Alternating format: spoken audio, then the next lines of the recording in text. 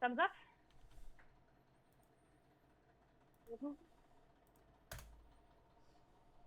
Fine.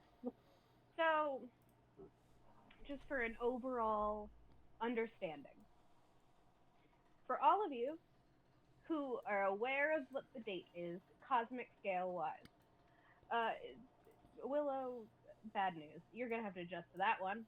Um, cosmic scale wise, it's been about a few days. A couple, like I'll say, just flatline a day after the final day of the wake.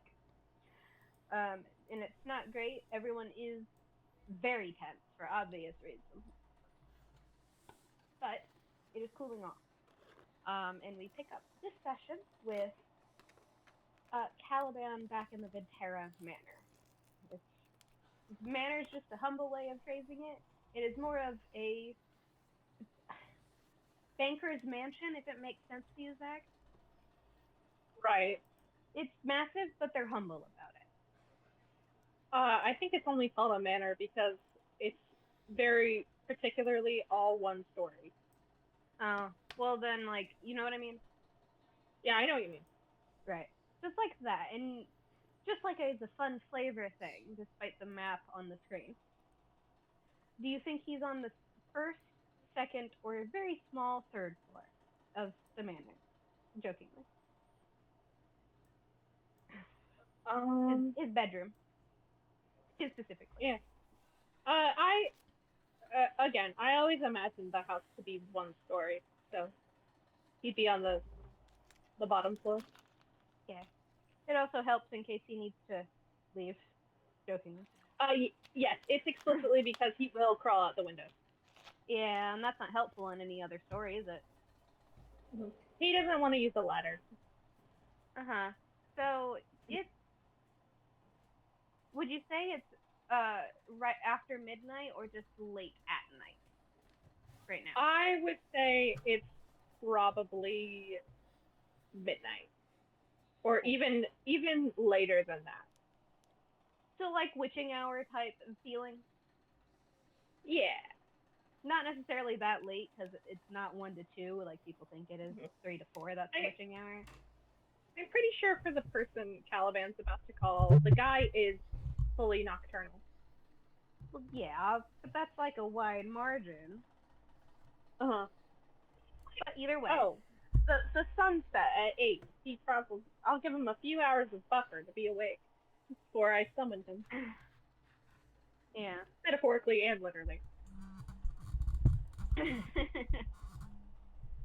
uh, so around midnight, it's easier to hide a lot of the sources of light that would prevent a lot of your communication tactics with someone specific that you have in mind.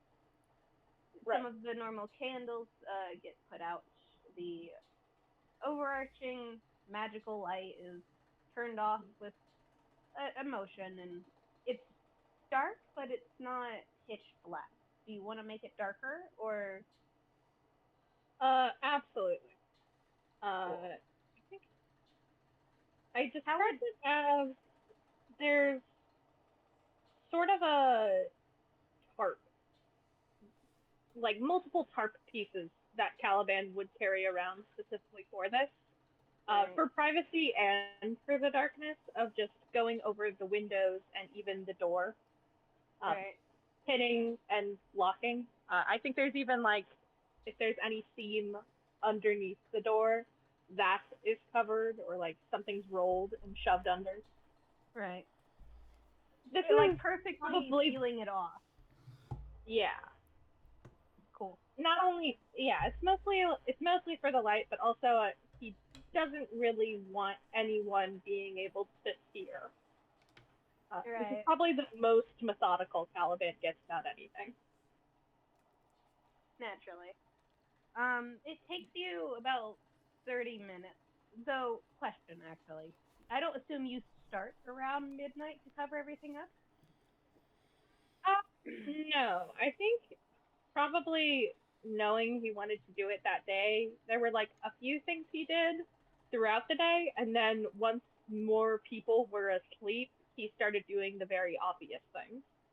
Right. So it's around 11 at night on this world specifically with your family that you've gotten everything together. And what do you do during the next hour? Because it's going to be at midnight when this guy shows up and you call him. It's with an hour designated for it. It's an odd combination of preparation, nervous pacing, and quiet talking to himself. Of not anything discernible.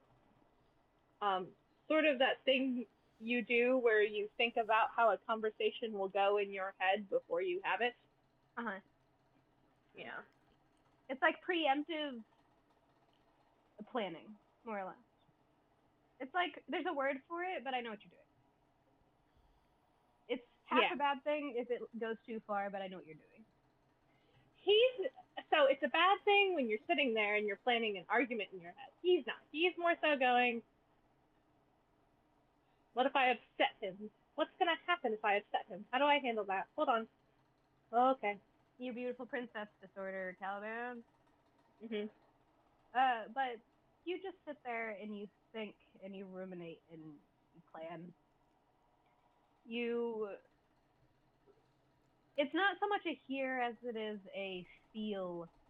The movements and pacings around the house, even the nocturnal ones of your home are settling down. You hear I can only say the weight of the house settle. It's an old house, if you understand what that means. Yes. The house settles, as even though you're pacing, you're only one among 30 plus at any given moment. It doesn't do much. And you take a moment towards the last 10 minutes before going to reach out to the person you aim to contact. And the quiet and the dark and the silence.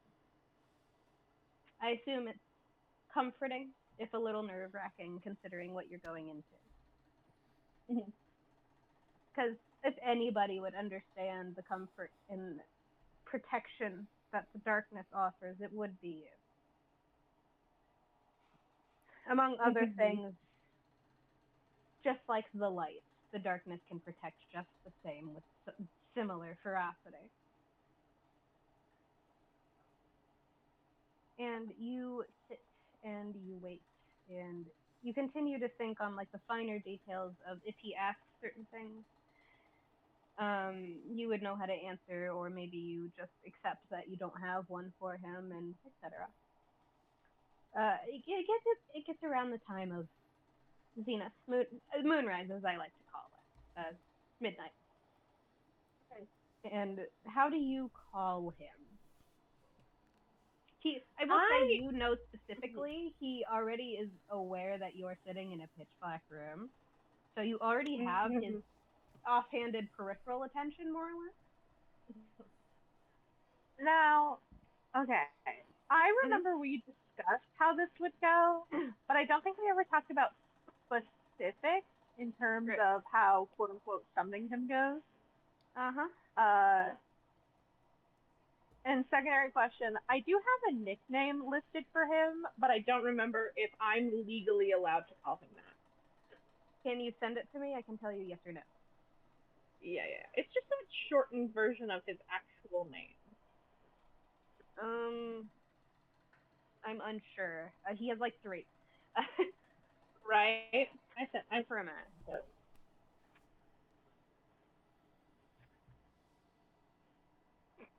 Sorry.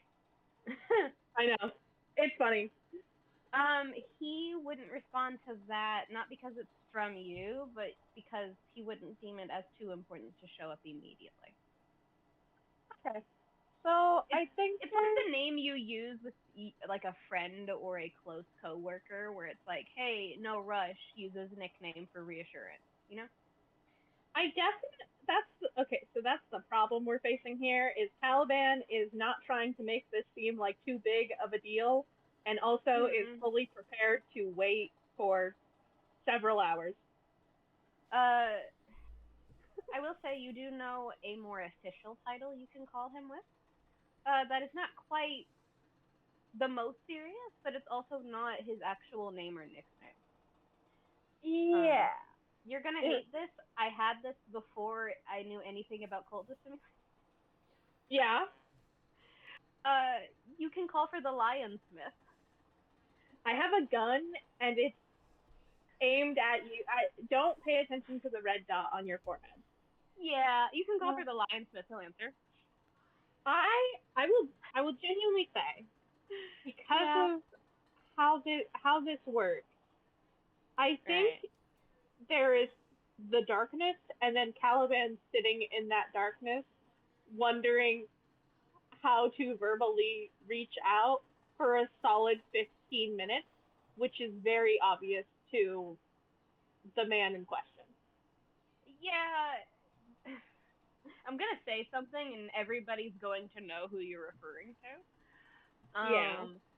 For someone who is very explicitly blind, he definitely sees what you're doing. Um. I think Caliban is genuinely like crisscross on the little couch he has there. Uh huh. So I can move him Like, over there if you want. hey, you can move him. I cannot move him anymore. Pensive. I keep forgetting the grist. Anyway. You have to give me Oh. David. Uh Uh huh. huh. Yeah. So Yeah. I think there's a second where he starts and goes makes the M sound, and then he goes very quietly, lion. You hear an exhale almost from the entirety of the darkness of the room. You don't see Mm-hmm. him. You more feel that he's paying attention, or at the very least, he might genuinely be in the room. Uh, Mm-hmm. it's like one of those things of he's amused. He most of the time he usually is, but you don't normally use specific words like that unless that you need his attention, and you've used the Right. right intonation but the wrong form, more or less. Yeah. He does not expect you to be that version of formal, so you hear an exhale that is amused, and you know who's there. Despite the dread in his stomach, which just comes with being himself, I think his as soon as he hears the exhale, it is an immediate tail wag. Uh, and there's just a little, very quiet, sort of like a kid that realizes that they've quote unquote been caught, even though that's definitely not what's happening here. He just sort of goes, "Hi." It's do you look around you to see where the exhale came from, or you just keep staring into the darkness? Happens a few times, so I Mm-hmm. would not like more than 5 times. You could count it on one hand. So I think there's a general, like, very casual scan of the room. Um, it this is more of a flavor thing. Do you start on your right side, like facing the vanity area in front of you there, or do Mm-hmm. you like start from your left side towards the like fireplace and door? I realize you don't know this about me, but I always pick left. Mm-hmm. Mm-hmm. Hey, dear lord, no. No, he's not here right now. So Durlord cannot front for the shadows. I'm doing a bit. So you go to look to your left when you're addressing the exhale. You know he's there anyway. You really didn't have to look. It's more. I think it's instinct to look around when you know someone's in the room. No, I like to see him. Uh huh. And leaning over the back of the couch is a very familiar face for you. He is taller than you when standing up proper. He is not bulkier, but he definitely has the muscle well alluded to what he is as a fighter and defender and also a scientist who has mostly taken care of himself. He is leaning against the back of it with like his wrists over each other in claws, kind of at rest. And his hair's tied back. He probably was in a meeting before you got to him. And he's looking at you, but you know he doesn't actually see you more than anything else. Can I help you? I assume so. This is just for flavors.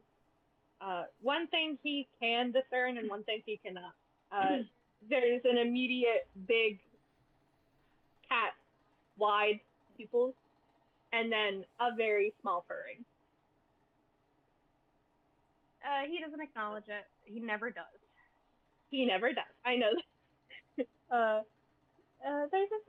There's just a moment where he goes, I'm going to the dark realm. All right. He has the tone of good to know, but nothing else.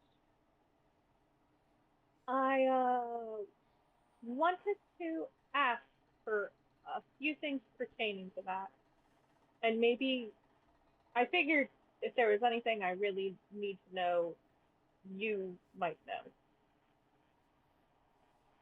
Perhaps. If I don't, you have, from what I understand, Smoke's number.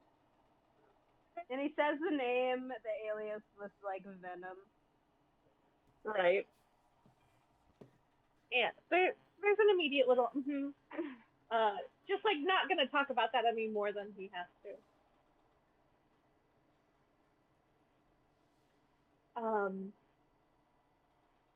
I wanted to ask for permission to borrow the Mera. You hear the intake of, God, for someone who doesn't have diagnosed BPD, you're asking him about his favorite lady, you know? Yeah. And he inhales for a second. Why? The Dark Realm. She and I don't know each other very well, but I do know it's an interest of hers to a very detailed degree. You can. I expected a no, and honestly, if you didn't say no, I expect a no from her because I'm gonna ask for permission from her. I don't want it to be an order or anything. I don't think you could order her, let alone me, to order her to do anything. I meant you give me the okay, and then you order her. I wasn't talking about it like that. That was what I was implying, Caliban. Okay. It's very hard to order her to do anything she does not feel the necessity or drive to do in the first place. It's one of the reasons why she's my head assistant. You know this, correct? Mm-hmm. I do. She has an interesting level of spark for someone who deals in what I do as well. Right. But I can certainly see if she's willing to talk to you about it. It would be a fine use of her skills and repeated visits there. Mhm. And I'm sure she's been looking for a reason to go collect more materials regardless. Right. She has complained offhandedly. I figured if there was anything she wanted to do, or maybe you wanted me to do while I was down there, I could. Certainly. I don't have anything I need from there, I don't believe. I think I have most of the materials from the Dark Realm that I would need for the coming months, but I will always take whatever you think I would be needing future-wise. You know this. He nods, and then goes, like to the point where you could feel it. If he's always very intentional with his movements, if he's actually non-verbally communicating, it's always feeling. Right. Mhm.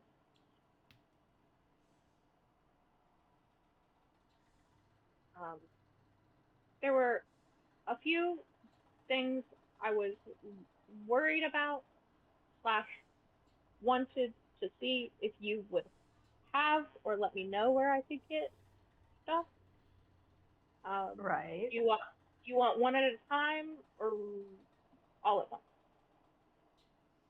As a curiosity, care to enlighten me, hilarious as that word choice is, on why you're even going there? You know, Alexia. You can Uh, say that. his heart is down there in the dark realm. Is it down? I think it is. It's more like an overlay. Okay. Like, Oh yeah. you're not much of a technological person. Mm. I know he's split into pieces, and part of him is down there, and then part of him is here. And the prince, Arthur. Uh, I I think it's all of his friends, but he Right. mostly is going down there to help out Alexios and There's a bit retrieve of a piece of him. you mention Arthur and it takes a few moments where he's visibly thinking. And it's a flash of a couple of fangs, teeth, and one of his animalistic ears flicks in entertainment, and he just I don't know what the Prince of Light is going to do in a realm of darkness aside from be a weight of an anchor, but by all means. Right. I don't imagine you have anything that could help with that. No, there's nothing you can do for princes and princesses of light in the dark realms. They are just going to be useless. I'll be doing my best to at least make sure he doesn't get killed. That's the least of his concerns. But if he's the one who prompted it, I'm sure he has a reason in rhyme to go there with little problem. It's none of my I'll concern. mm-hmm. Yeah. Though, you say Alexios's heart is there. Yeah. How so? I understand it to be a person that is part of him, but not all of him. Well, his heartless, yes. If his heart is Yeah. there, then it's probably he's an ambrosia. It happens. Sometimes Yeah. they can just do that, as far as record shows. Hmm. I think he got that from his lineage. He just does what he wants. I think I think Caliban doesn't have very much to say in this moment because I think this is the most details he's ever gotten about Alexios from anyone. Right. So you're the lionsmith. It just kind of shrugs and goes, if his heartless is there, which I assume you wouldn't be saying it to me if you didn't have some guarantee or proof that he is. So, at face value, do they have a way to retrieve him without further injury, assuming he's been there longer than a year? I don't know. That's Wonderful. one of the things I wanted to talk to you about. By all means. I'm trying not to push my luck too much. I'm here because I care a bit, and You do that. I want things to go okay for them. Certainly. But I also don't want to be too much too fast, and so I've been trying to pace it, even though Why would you? Alexia, I'm a very nervous dog, metaphorically and almost literally. You know that. Well, they know you're an ally, correct? I know they have some predisposition to believe what we're doing is inherently evil from what I've been told on higher ups, but that's none of our concern. That Their biases are not ours. We want them to succeed as well. Do they know that? Uh, Alexios revealed that he used to work with us, and You get a it you get a went nod. it went mostly okay, but in a sense where it was very obvious they still disliked us. Well, yes, that tends to happen. Every story needs a villain, isn't that right? Or something like that. Or And something. Fang hasn't made it any better, No, unfortunately. Fang loves being dramatic, though. Poor Elijah. And I he rolls his eyes. think, I think, knowing him, he probably made it clear that he works with us. And then I also think he sort of went around and tried to do his gaslighting thing to everyone. Yes, he does that. So, It's his enrichment. uh, I mean this. I don't mean this in a bad way, like a lot of people do, but this really is a sensitive bunch. Which is surprising considering their two leaders are in the opposite in a funny way. I think they're sensitive, then drastically. There's a spectrum here. There usually is. Uh, he goes, but so far only Alexius knows, and then I think technically, I don't know if you would know her name. Her name is Razz. I think she should be able to put the pieces together. Uh, Bell very openly bowed in front of me, and I sent him off. Yes. I Right. believe Smoke is taking care of the logistics of that. Mm, right. Uh,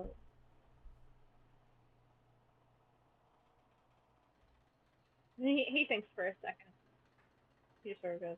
But more on topic. I wanted a way to maybe contact at least you, just in case, even if it's just like a pager. If that's a, I don't imagine big communication is a thing while I'm down there. Uh, it doesn't work at all. Okay, so nothing like that can happen.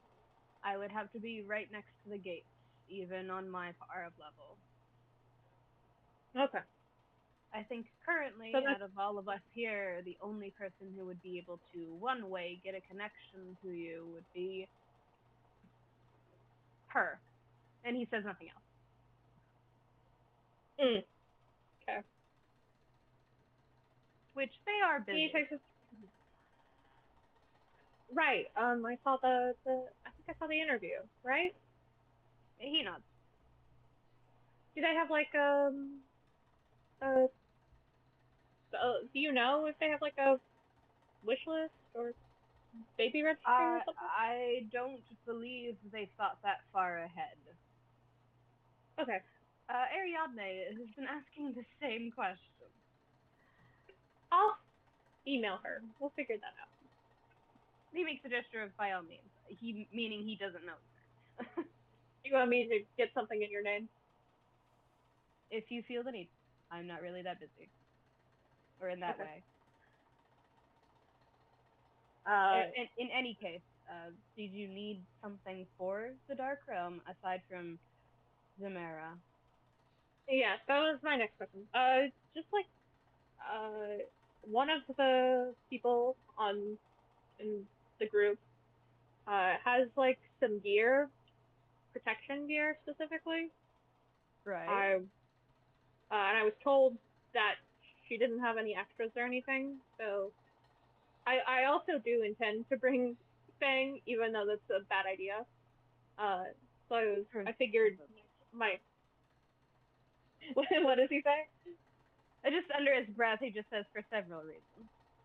For several reasons, and then So I was thinking, so probably something for me, Fang, and Mera if she agrees. You won't have to worry that much about Mera in the dark room. Okay. I I'll believe worry she anyway. has something. Okay. She will be prepared and blend in, but it won't affect her if she loses it. She knows how to play nice, Mm-hmm. which is why she does what she does. He kind of snickers. Um, but he makes a gesture of anyway.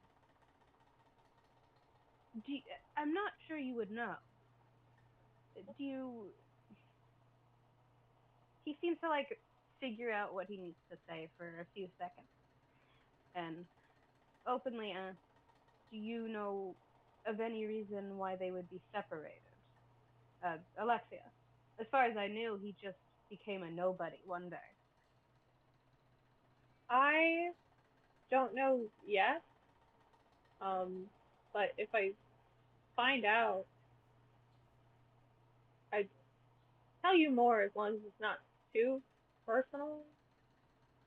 Usually, death tends He, to be rather personal for people, but certainly, if he gives you the eh, go ahead. he's sort of weirdly either apathetic or angry about most things, from what it seems. That's a nobody for you. I know, but I don't know if you fully have the context for nobodies and heartless and so on and so forth. When you become a nobody rather than being all one all the time, you get one extra emotion and you don't really get to choose. It is just what you felt last, and I think his was anger. Though I'm curious as to why. He seemed to have quite the cushy lifestyle. Nobody things aside. uh, above board. Mm-hmm. I the person know when it happened, and from what it seemed like, it was at least public knowledge to the royal family. Question mark. That like Uh, there was a change that happened during this time frame. there was, it was more than just royally public. It was the Okay. announcement of the mission being a Pyrrhic success. Something happened and it wasn't worth the victory, but it happened nonetheless. But there was no other details. Would I be able to do a history check about that maybe to make a guess? Sure. Okay. I think I think You, I'm pretty sure it was a long time ago, so that's not. not even in a time loop sense. Chapter 17. What specifically are you asking to recall? If I understand correctly, Alexius went to the Dark Realm when he was younger, Mm-hmm. and he came back forever changed slash neg. Yeah. You with that role because you are both of the nobility that usually does talk to the royal family. Even in Mm-hmm. a gathering social sense, they talk a lot, and also And we're time about to loop be bullshit, assholes. among other things. Mm-hmm. And like you have a lot of different pieces that before just seemed pieces, and you Mm-hmm. take, I think, 30 seconds minimum to put it together. Mm-hmm. And you go, oh, he was like sub 10 years old when this happened, but you don't have any more specifics. He was younger than 10, is all. Yeah. So I think there's just a. I remember like he was a kid and he went to the Dark Realm, like not even a preteen.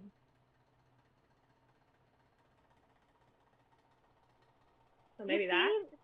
see, you you specifically look at the Lion Smith, and he just has this response. This he's not really for a gloom-based individual, which is what you know he is. Mm-hmm. He's surprisingly empathetic, and his expression like twists into like horror. Just, he has, for someone who has not one ethical boundary, he has morals.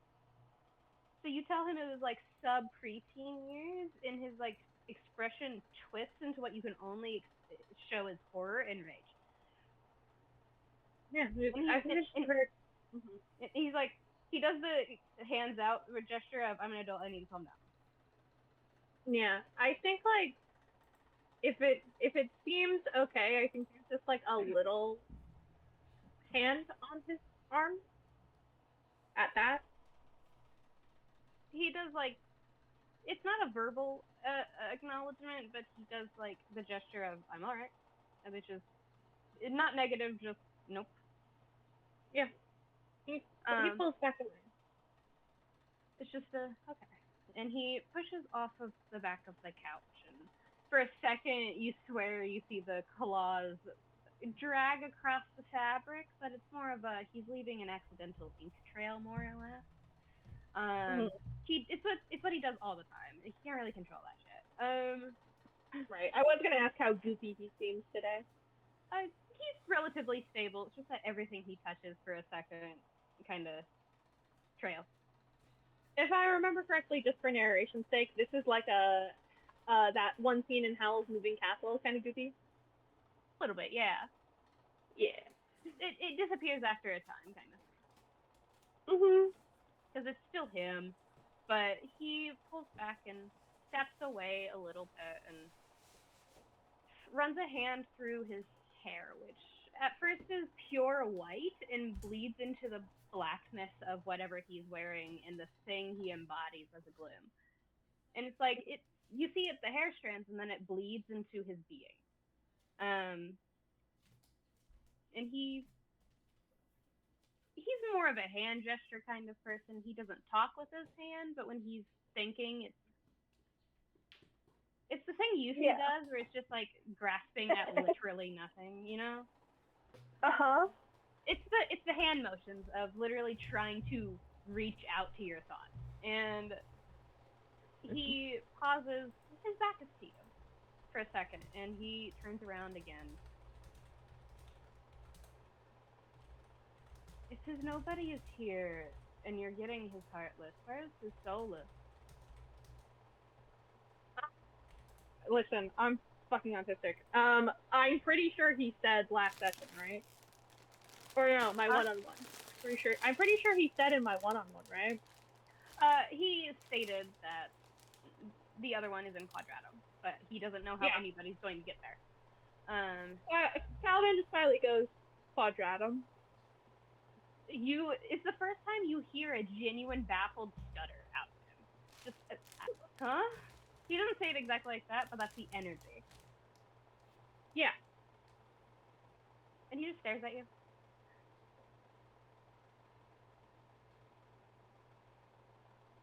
You know that for certain? He told me. Oh. It's the noise of, oh my god. Alright. So, do you know how long they've been in the separate area? Or is it just a while? Well, I imagine if this happened when he was a kid, he's probably been fully separated this entire time. Like, over a decade? Wonderful. Maybe closer to 15 years? He clicks his tongue. He also, like, one of his claws digs into the space between two of his fangs.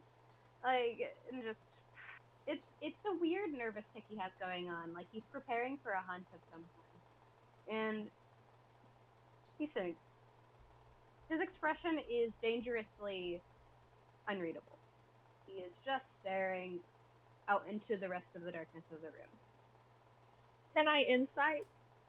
I just want to make sure he's like, I want to make sure this is like, he'll be okay when he processes this. Not like this is going to turn into, a news article, you know? Go ahead and roll. Is my Pookie about to be on the news?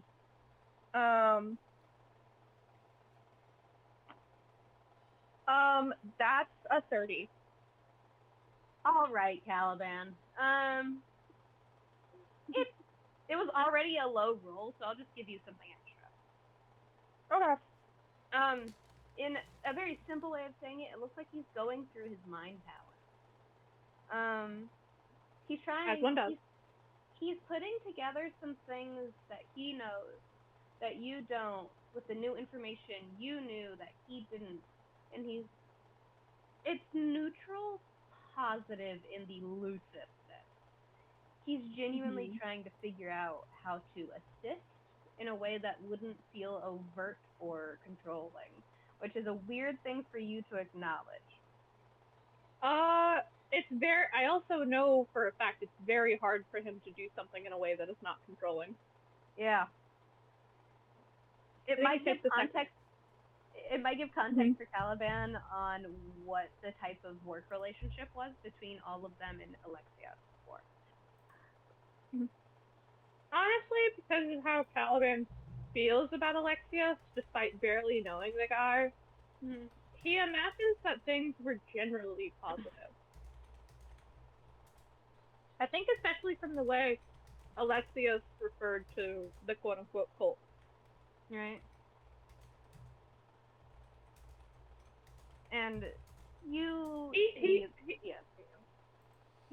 lets that happen for a second, and then he goes, like, sort of halfway acknowledging that and letting him know that he kind of gets the gist of what's going through his head. He just goes, I wanted to talk to you about maybe having a backup plan for whatever they have planned, just in case they can't safely engage with the heart or even transport it. He finally, while you say that last word, just holds up his hand in the fuck it, I guess, response, and makes the hand gesture while he's rubbing at his forehead, just going, I don't believe they would know how to. I'm trying to have hope. On a technicality, they have a dangerous, consistent manner to get the heart out, but not keep it stable. And I think that would be a priority for everyone. Right. If they potentially knew any better. I'm sure Alexios knows quite well what they're doing, and probably has made the comment of he's not been asked, because apparently this is not things you've heard them speak of. No. I will admit, I sort of invited myself mentally, and then I talked to Alexios about it. If he didn't respond negatively, then I think you're fine. I've gotten explicit permission. I don't think he responds negatively to most things nowadays, from what I understand, but even so.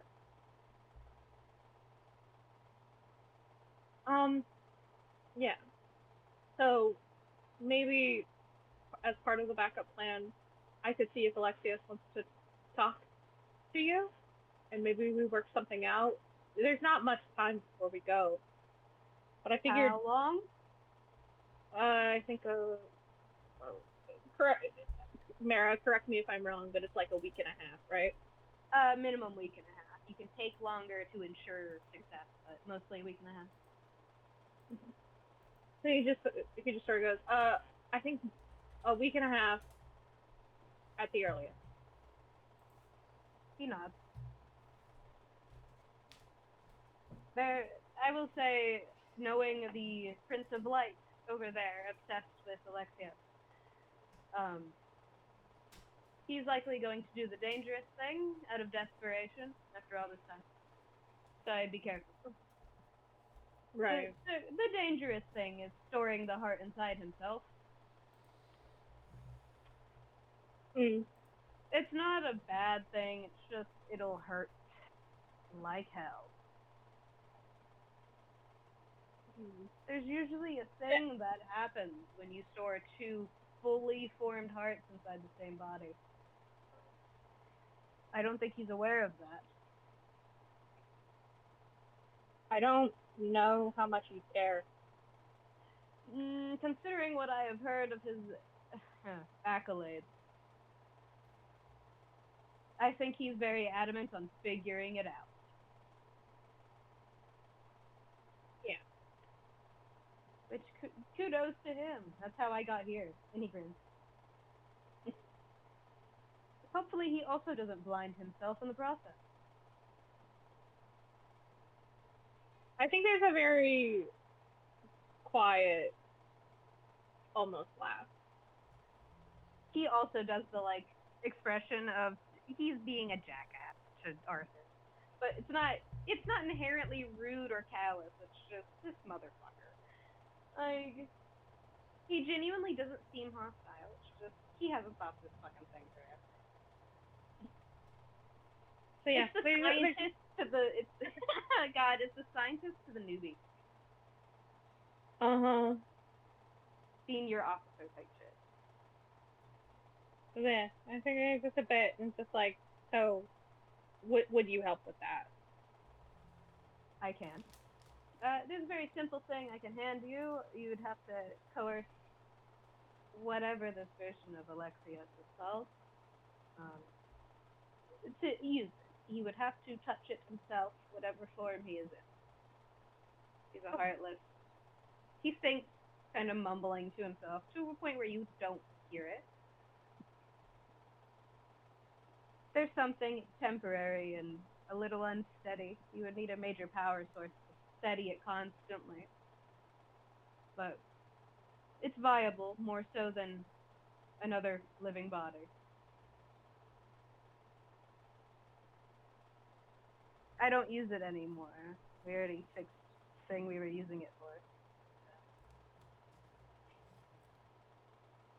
He's very, I think it's a very obvious curiosity at that comment, but he doesn't see it. Well, it's all vibes, man. Caliban is not a... Caliban turns off all normalcy when around this guy. And so there's just like a very quiet little trilling. You don't have the clearance for it right now. Come see me in the labs, I will tell you. Okay. That this is not a safe environment. Easy to spy.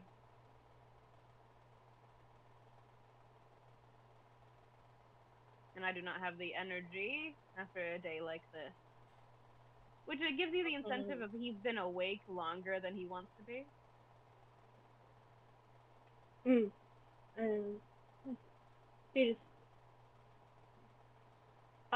Would the Mera know about this device? Yes, she helped refine it, I guess you could say. It's still its prototype, but it isn't broken anymore.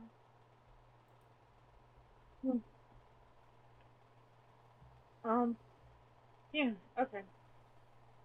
I can probably send it with her if she accepts. Yeah. Do you want me to ask her, or do you want me to grab her for you? Is she not busy? She's busying herself. And he shrugs. Okay. As long as it won't interrupt her flow, then sure. And what should I do about gear? Do you know where his Heartless is in the realm? Or is it just figuring it out? Just figuring it out. They're such an exasperated sigh. They're big on improv, man. Alright. I have something I used to use. I'm sure I can... In, like, tongue-in-cheek irritation, I'm sure I can ask Smoke to inform you of some place. I could. That would be preferred. I need to talk to him anyway about that. It's okay. There's like an irritated tail flick.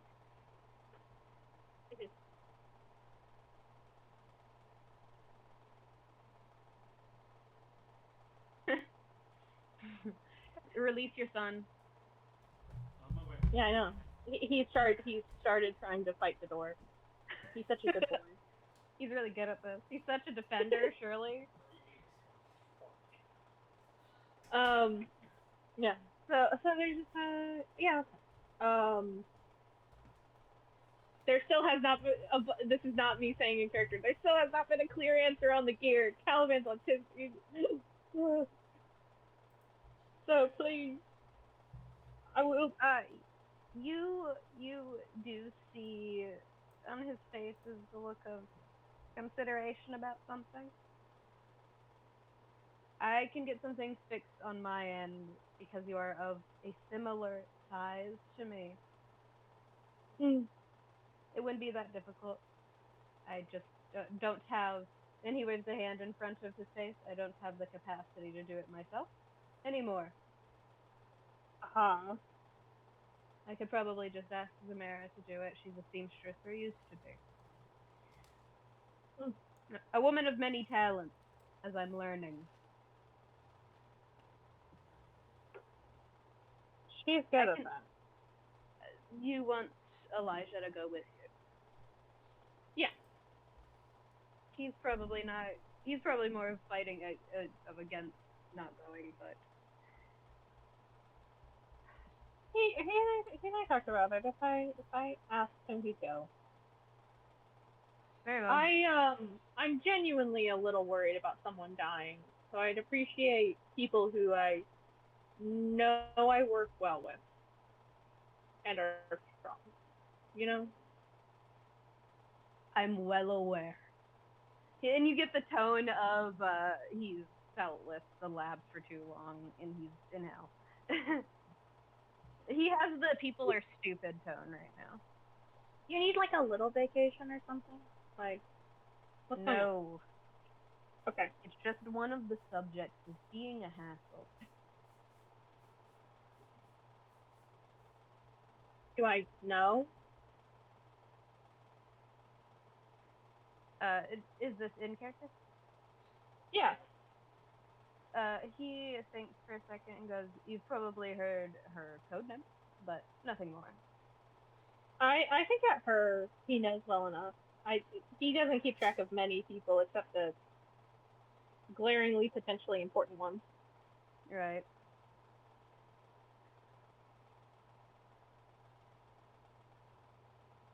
I say hassle in the most affectionate sense.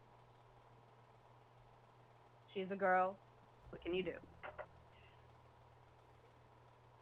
She's mostly just confused and is asking too many questions, as you do. Alright. In any case, I'm mostly just tired because her wrangler is busy, and I'm babysitting her. Oh. Anyway, Yeah. you hear a slight swear in gloom under his breath, and just I can send those things with Mera, and Fang is nearby right now, loosely. I can send something to him if you need it. That would be appreciated. A gesture of course. I wouldn't want our best guard dog to die in some place like that. He laughs a little and he just goes, "Do you want money or something?" If you find something you think is of value there, be sure to bring it back as best as you can, or at least alert me to it being there. Okay. Because some things are better left not moved there. Right. Do you want me to talk to Mera now, or? You're free to if you need to, but you have at least a week and a half to deal with it. I prefer to give her as much time as she needs. So. She would appreciate it as well. Can we conference call this bitch or what? No, this is the thing I do. Okay. You alluded earlier that you might be able to grab her, but it's okay. I was just gonna email her. I can literally pull her through a dark corridor, yes. Well, so that's what I meant by conference call. There's a sigh. Do you want me to? As long as she won't get mad at me, yes. I don't know if she has in other settings. It's kind of entertaining. Right. He thinks for a second and goes, I think it would be best if you falsified an excuse as to why she's suddenly here, or at the very least tell her a location to bring to here. Political things, as far as I recall. Like, what? I don't believe me, the human being, does not understand what you mean. It's the thing of in the middle of the night. It's already weird enough that you're in a pitch black room talking to someone else randomly. It would be another weird thing from a outside point of view to go into a room alone and come back out with a woman when they heard two male voices. It's a weird thing. I think it's like it's gonna just summon her here very quickly and not take her back. Then he goes, "Oh, I feel like that's way too inconvenient. I can just email." If you please. Is that all you needed me for? Yeah. Permission to do something weird? Isn't that all you do, Caliban? It's particularly weird. I'd appreciate permission. What is it? Words. Before you go. Sure. I won't see you for a while, and I love you. He lingers for a moment. He doesn't do anything, but his head was already tilted to one side in kind of curiosity when you were asking permission. His head tilts to the other, and his lion ears flick a little bit in confusion as well, and he squints. Like, almost as if he does actually see you, but, he doesn't. He's totally bright. Right. That's why the darkness helps. But he doesn't respond to it in any notable way. Just stop squinting, and you don't really see the dark quarter because it's a portal of darkness, but you do see him step into something and leave. He is very openly purring very loudly as he goes to email both Smoke and Mera. Yeah. Do you want to do like a quick thing on that, or do you want to do that later? I can just genuinely text you in our DMs what I say, and then you can reply later. Okay. Thank you for your time. I will now shut up for the rest of this. Okay. We're going to switch to Willow's introductory thing. However, check in with everybody. How we feeling? Fucking great. Good. I like this very much. I like Caliban, whatever Caliban's up to. This is fucking Caliban. Delicious. The soup is good, and I'm back for seconds. I'm busy with my beautiful princess disorder and my favorite people. Right. Conditions of some kind. Is Mia dying again? Yep, she just went to the bathroom. I think she's throwing up. Pensive. Oh. Yeah, she's throwing up. Pensive. Anyway. Caesar got her. Back. The Zaw. The It's Zaw the Caesar got her. We just got cheese bread. The Zaw was too bodacious. Okay. So.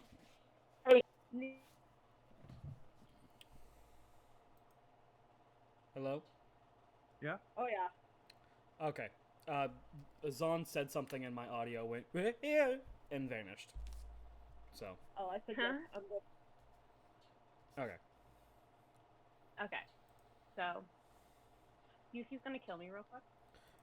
Yeah, how about... Ha! Ah! Ah! It's blurry! It got worse than blurry! It's really bad. I don't know how you... Oh, God, I have to voice... Okay, you know what? I got this. I'm God. Let's do this. You don't I have sent it to. Huh? I sent it earlier, the marble of instant migraine. The furniture is a good distraction. Willow's gonna step in the door and go, ah! Ah! And just Ash baby. This is Osfin's favorite place to be, and I'm so sorry.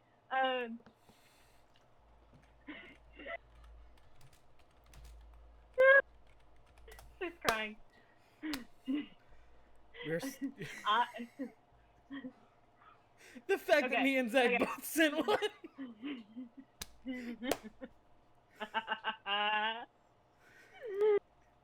Okay. All right. I'm getting it. Okay. Ha! I don't So, remember his voice. switching scenes. You don't have to. You can just bullshit it. He's not gonna be too recurrent for the next while. It's just this bit. Fair enough. Switching scenes from a pitch black midnight room meeting to it is fucking nearly noon when fucking Willow, you did arrive to someone bearing the Royal Kingdom crest. Though also in their hair, while they were wearing a hat and a nice overcoat, has a pin that looks like a black raven of some kind. Like it looks like metal, but it's painted, if that makes sense. And it's just a hair. It's like a hat pin. And they approach you, and they look. It's a little strange. You've never seen someone like this. You can't really discern if the person in front of you that greets you and offers to take you to visit the Lord Commander, knowing exactly who you are automatically. Is a guy or a girl? And it's not like you're being weird about it. It's just genuinely, what the fuck? Ambiguous. No, not ambiguous. You genuinely, if you look too fast, you could think it's either. Not both or neither. Either. And you kind of, I think you instinctively, nervously for a second, ask what their name is, and it does not fucking help. If I may, it is in... she does not help with the claims of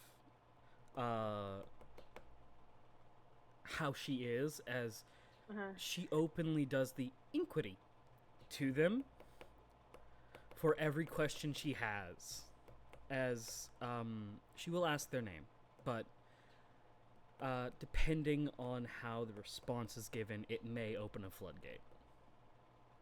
For the record, Yeah. appearance-wise, very nicely dressed, but very obviously this is an outfit that has seen sunshine for maybe 3 times since it's being bought, and that's pushing it.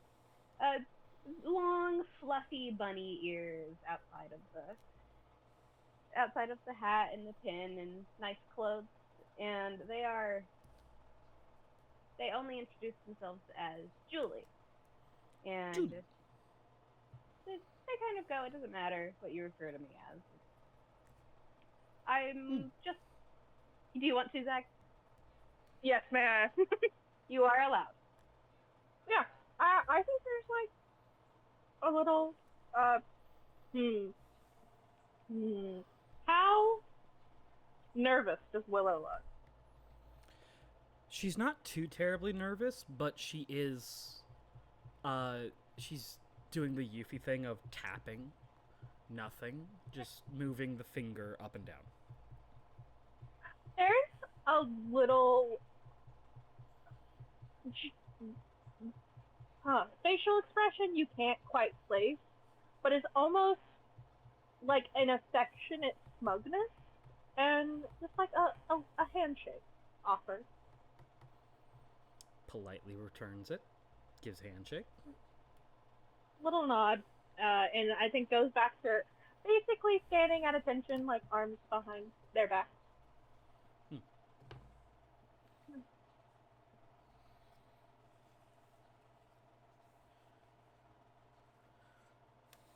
All right.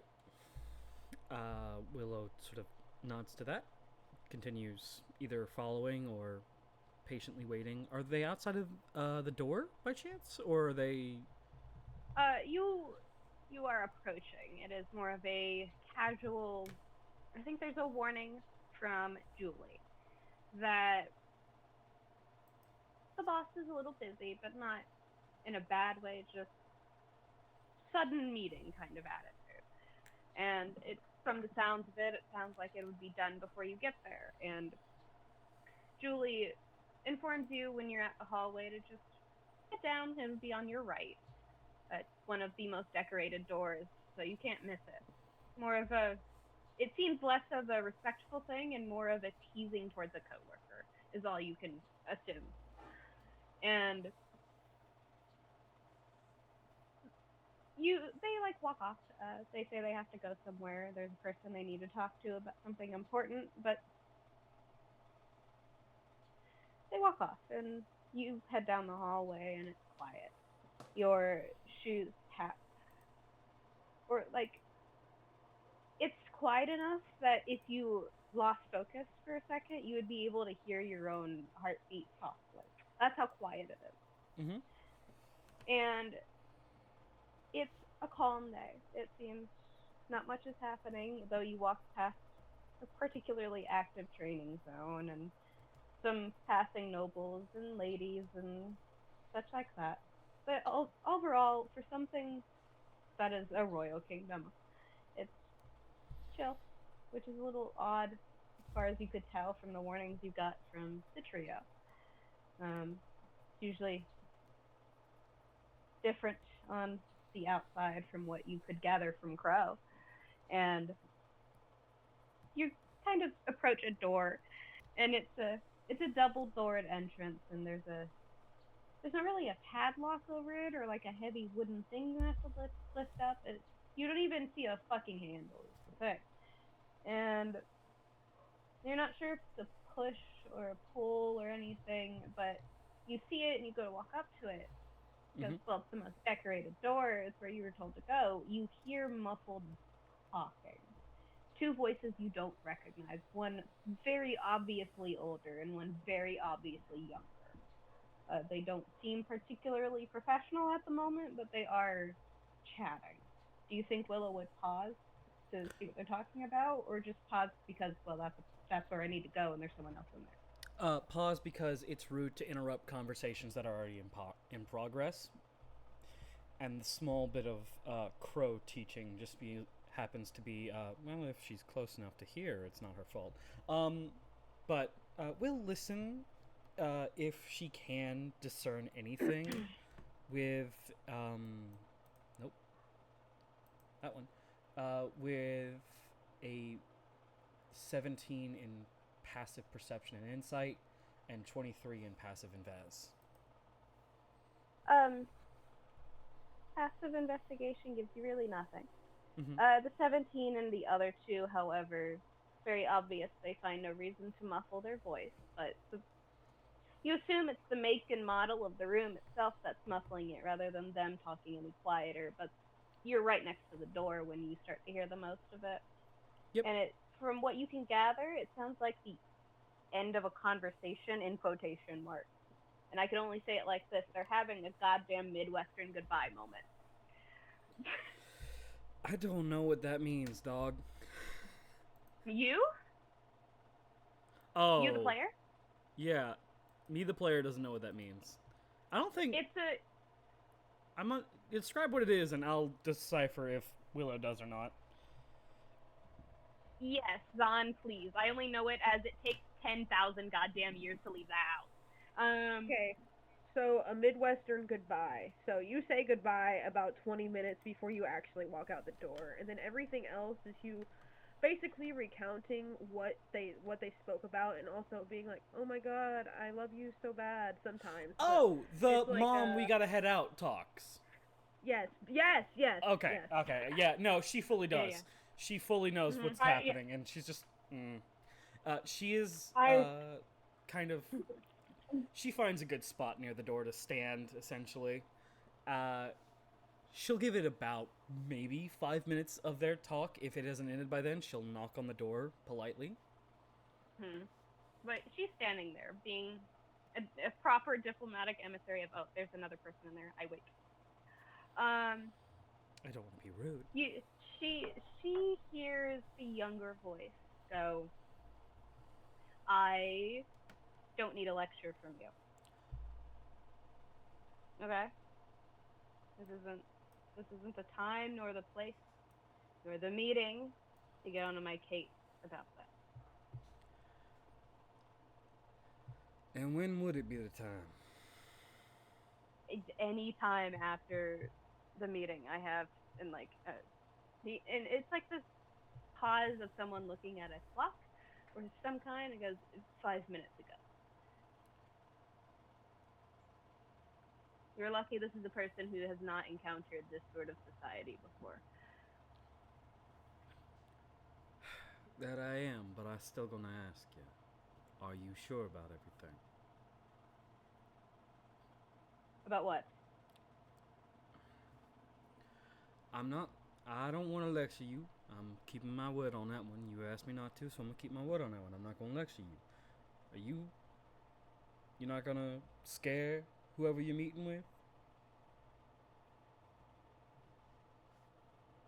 Why would I intentionally scare a diplomatic emissary? I never said nothing about intentions. You and your mama got the same resting face when you working. I don't know what you're referring to. All right. Willow outside of the door can hear the smug grin, no matter what. All right. How long I even been here? I don't think I've been here that long, have I? You've been here for about 30 minutes. It's a rather calm day. It's easy to lose track of time. And it's like, Willow doesn't understand the subtle jab, but hears that it's supposed to be one. Simon knows what he's doing, though. You lose track of time sometimes. Yeah, I guess I do. Well, if whatever you're saying needs to wait, and it does sound like his tone has changed. I don't know if Willow would be able to pick up on it, but his tone does change as in the room, immediately the head has turned to the door. Well, I'll go ahead and give you some space. Say, surely. That's what you're giving me after all this time? I never said I'd give you space for good. I'm gonna be back after you're done. Willow does not see it, but Simon does. It gives a look of okay in silence. Just the sassy okay. I think I'm gonna stop by Mama's. You need anything? No. You ain't gonna take no treats from her? I'm busy. She's gonna send some anyway. Yes, through me.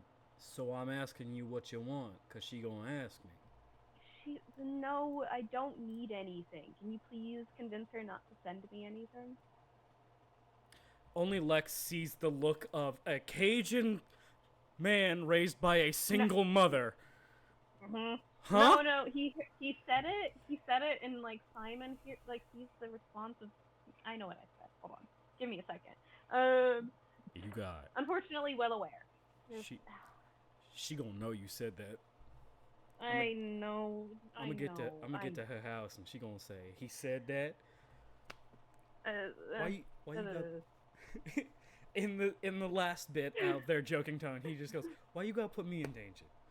Why you gotta be a fool and put me in danger?" It's my favorite pastime, father. And laugh. You're evil, and he. Willow would not be able to hear it, but he reaches into his pocket, puts candy down on the table, points at him. Eat. You need to already eat. ate. I already ate. He just goes, "You need to eat. You need to eat to live."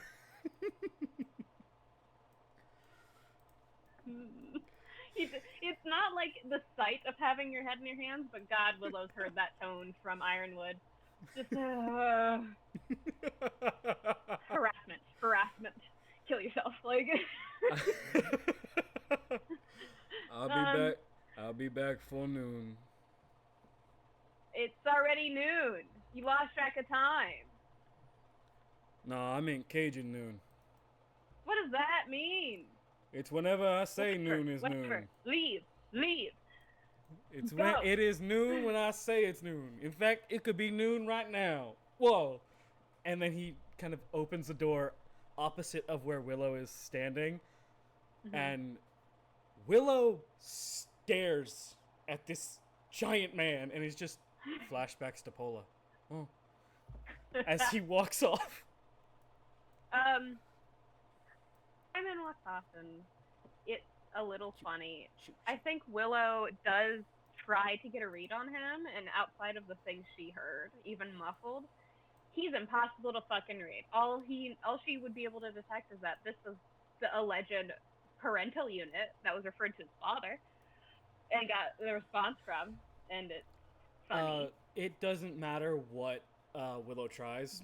She can't get a read on Simon. Simon's just, he's smiling, so probably good. Right? Yeah. It's like, so I assume the natural progression of mental images is when the person who just left got called father is a dark-skinned man. Usually your assumption is not him when she walks in and he's sitting at the desk, and it's like nothing, that conversation simply didn't exist. He is serious and he is working, and so whatever he got told to eat, not on the table right now. Yeah. She looks at him from across the room, and I believe she has her little messenger bag with her, and she is palming and sort of keeping close to her chest, kind of like in a very clearly guarded position with her arms, because new place, and they were very quick and like super not playful, super familial, and now it is serious in this room. So she is kind of keeping. She's kind of keeping guard. And then she gives kind of a bow to him. Hello, Lord Commander Ambrosi? Making sure she remembered that title right. He gives the gesture of don't. Addie is sit and gestures to the thing in front of him, the seat. This one? That one. She takes directly in front of him. She takes the long way.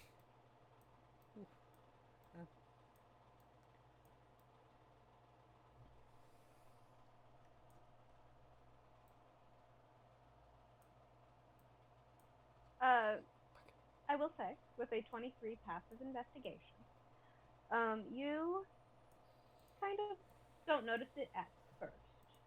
It's a little jarring. This area seems, and I will say it, intentionally designed to disorient new people. And he looks entirely at ease. He doesn't, aside from the serious demeanor, he doesn't seem that off-put by anything. Though you do briefly recall that the way that the trio had described him is that he was lackadaisical. He was curious and eccentric, more or less. But you do not see that. You just see a very serious army general. The army general, as far as you know. And he's young.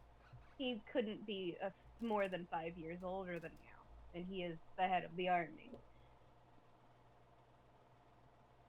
And he doesn't look at you for a second. Your your passive investigation gives you a few things.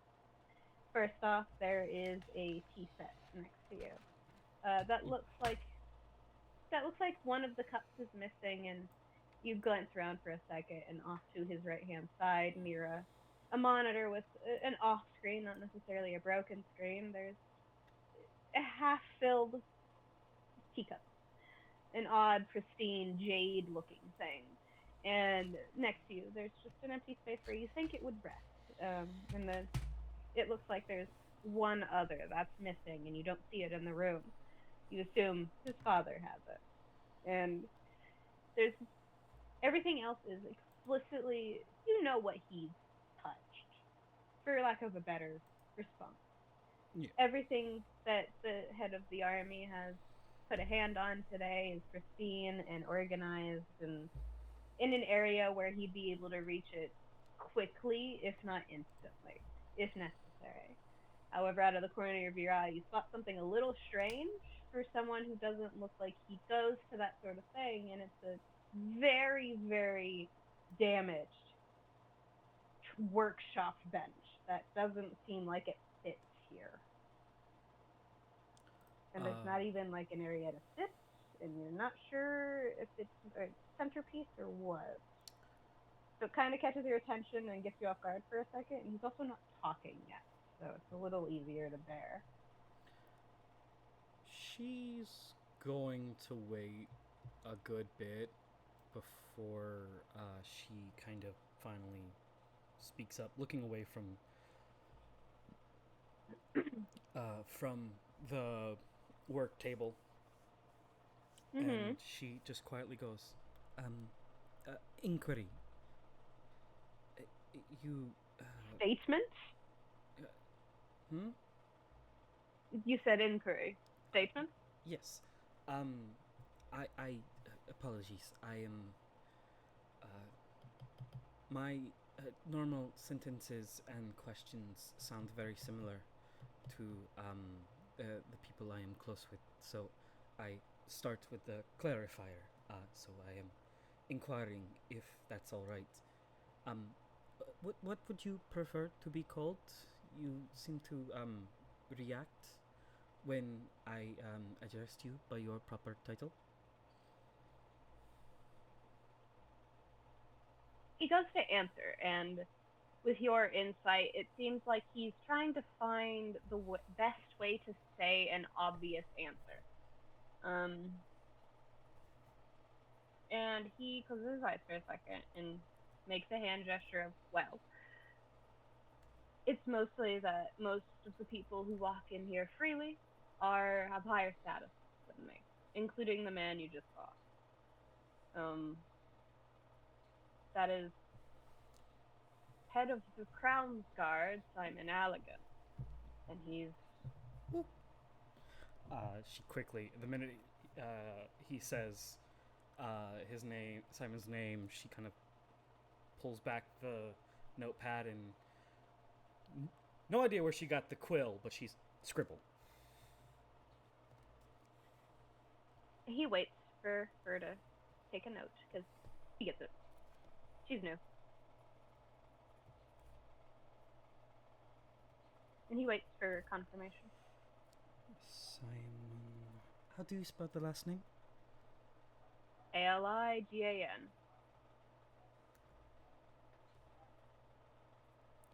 Thank you. Of course.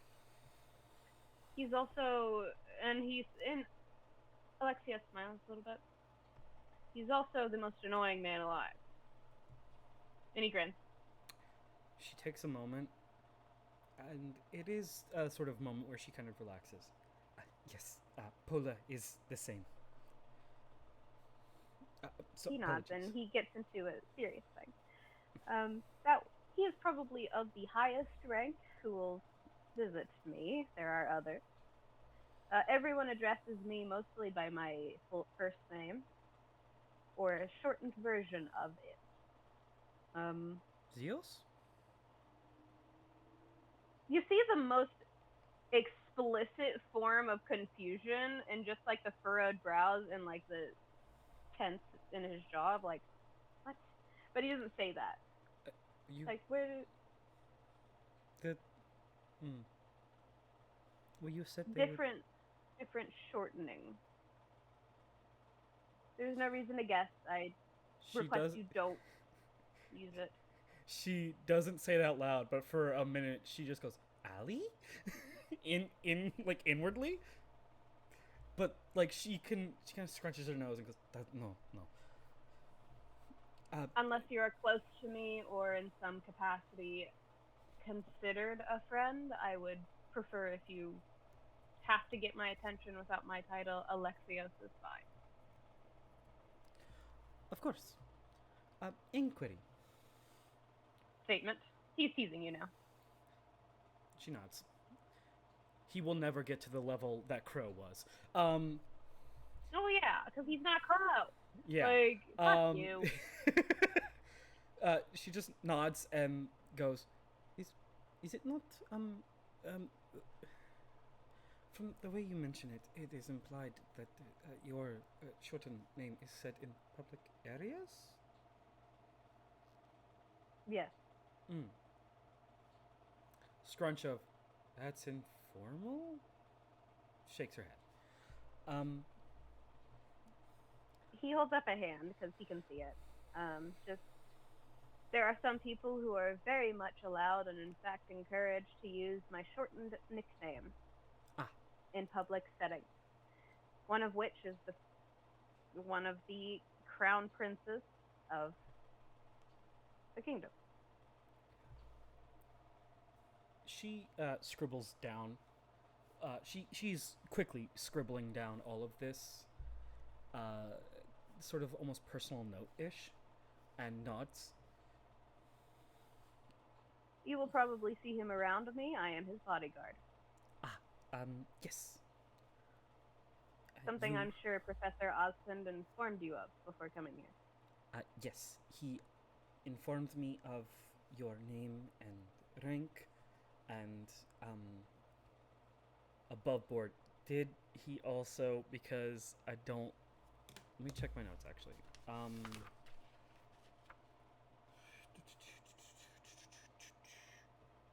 Was I given the fucking name, Arthur?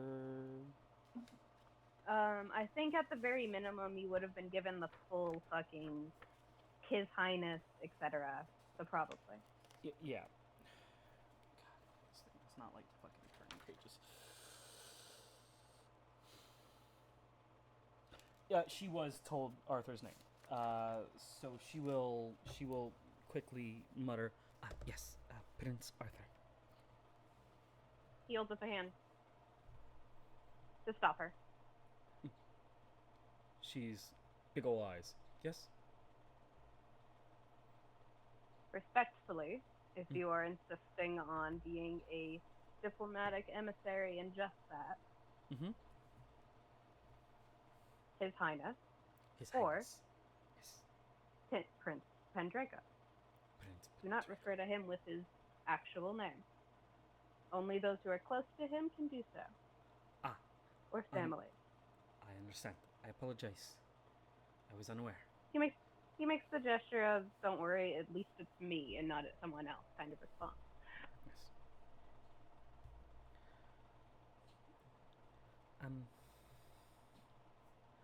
I was informed that upon arrival and during my meeting with you that I would be provided with certain... Yufi's struggling to find the word.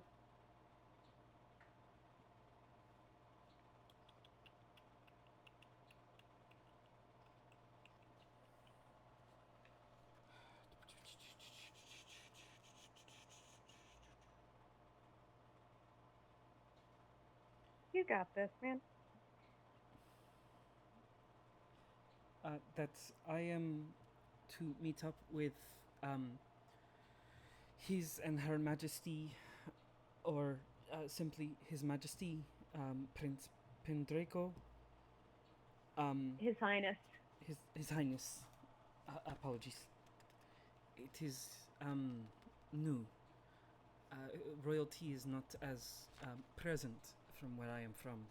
I apologize if I am slow aware. on the uptick. You do not need to apologize to me for not knowing things you've never encountered.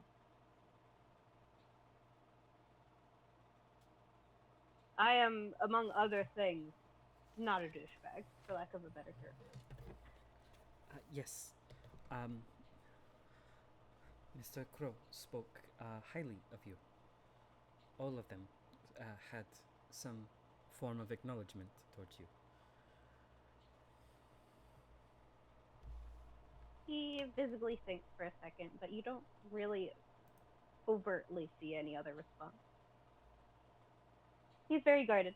If Simon was completely unreadable, there's like a fucking 20 chance to read him. She will not press. She will finish scribbling and return the notepad to her chest.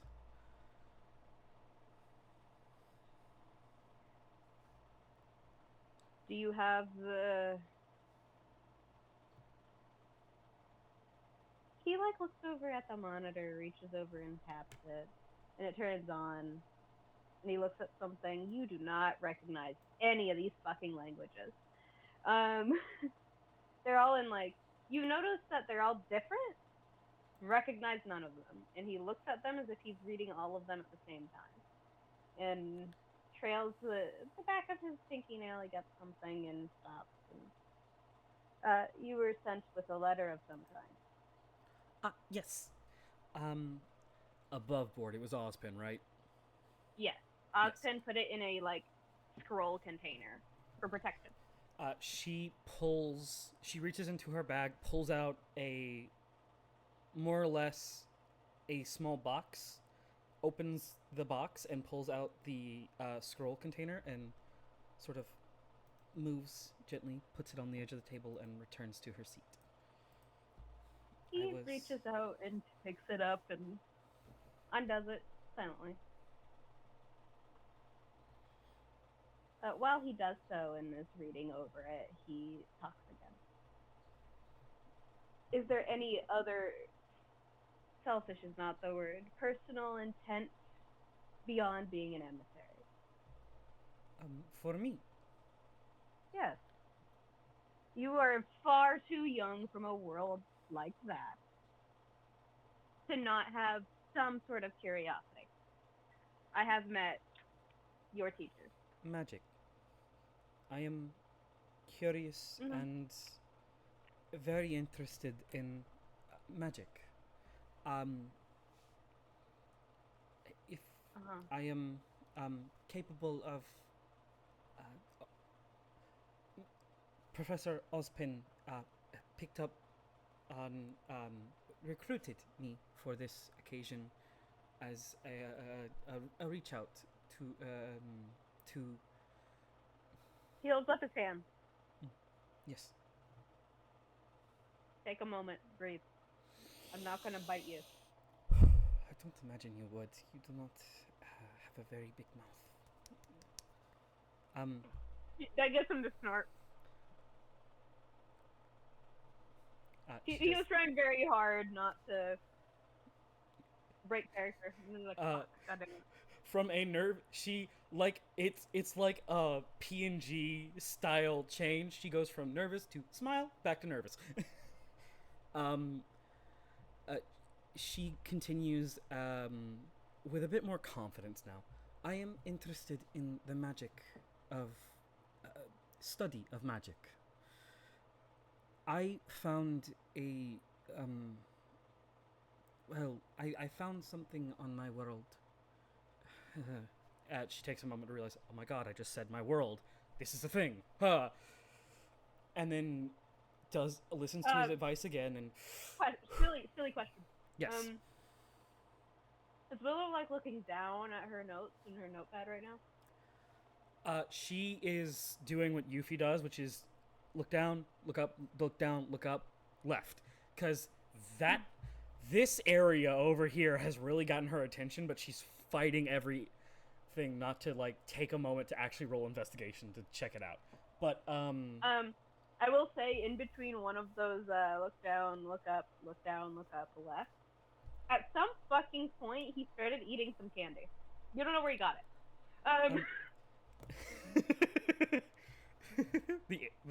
It's like the Alani, the candy of instant forget.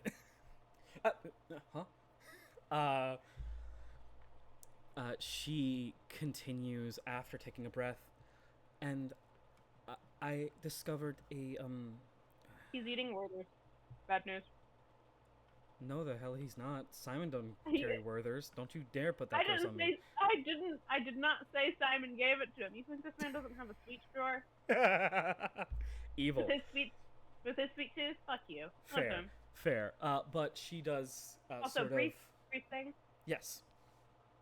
Can I request Nia to grab the long charger in the room over there? And bring it to me. My headset's dying. I can do it while I can talk while it's on charger. It's just I need a long cord.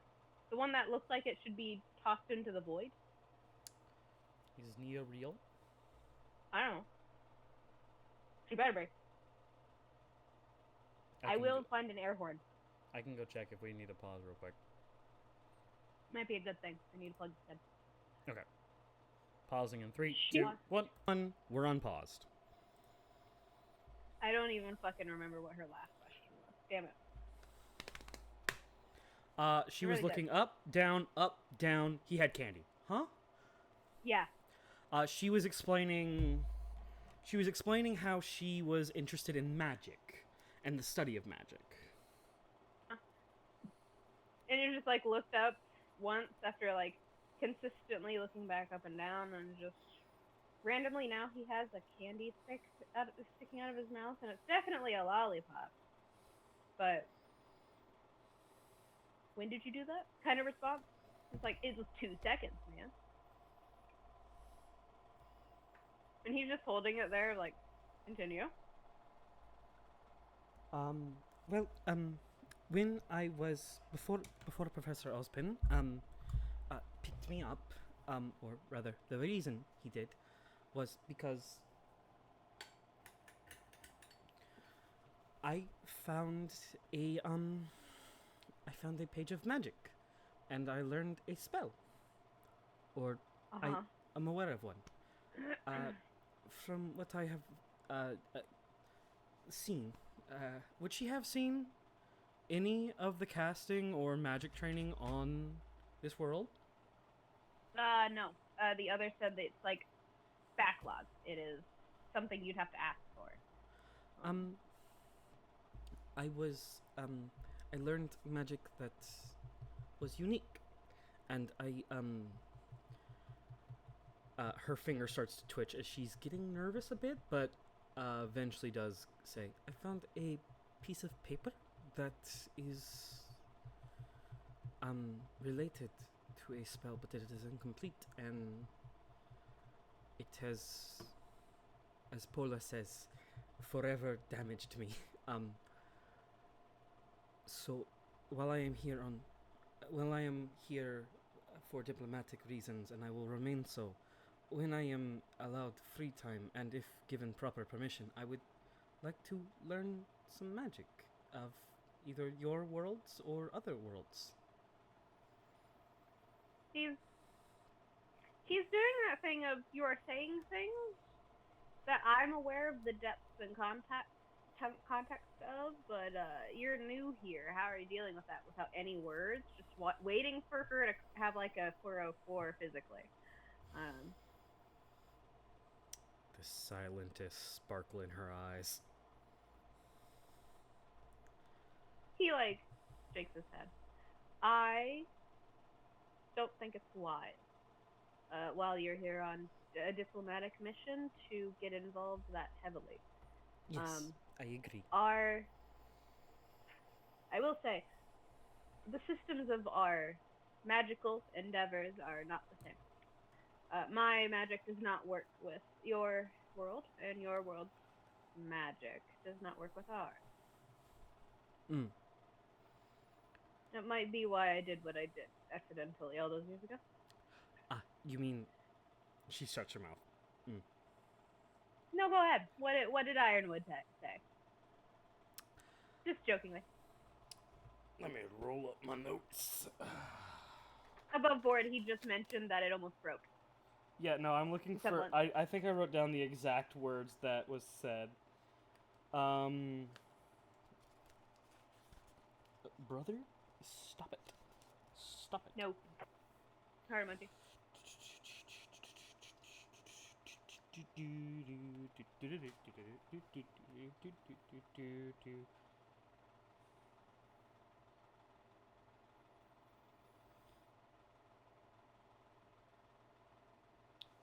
It's truly awful because you know Arthur is going to greet completed Lex with a fucking bag of fun dip.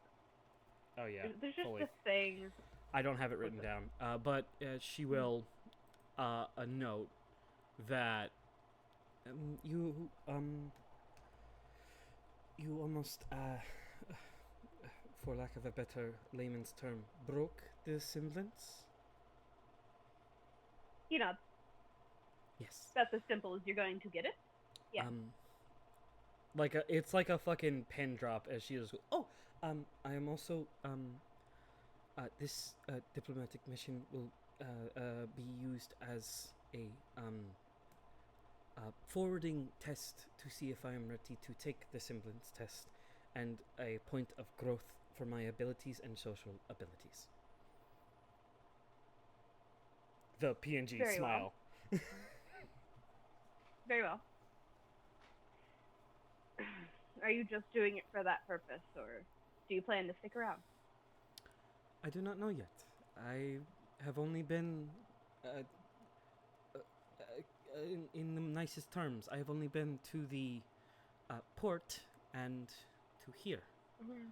I have had no chance nor area to look around. Well, look around is rather implies I am unsupervised. To visit areas I am allowed to go to.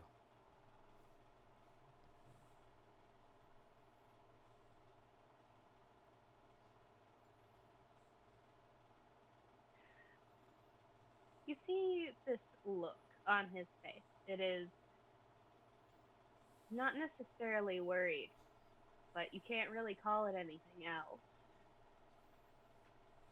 And he looks over to the monitor again. And real quick. Could I make an Arcana check to see if there's anything in the room that would immediately ping that she's using magic? Could I use an Arcana check to determine if there's anything in the room? Well, I guess that wouldn't be an Arcana check. I don't know what to roll. What would I roll to look and feel if there's anything magical about this room that would essentially beacon her if she tried to cast Comprehend Languages? You can roll Arcana, but you would have no understanding of any of the devices in here that could. You are unsure of what any possible beacon could look like, but you can definitely detect magical feeling. I'll say that much, if you do so. Yeah, I did not want to pinpoint what would be doing it. I was simply asking if I could detect that there was something that would do that. Yeah, you can go ahead and roll and see if Willow would. Here we go. That's cocked and a 2. That's funny. Hold on. Nope, that's Nia. Wrong dog. Alright, so 19. With a 2, plus 17. Mm-hmm.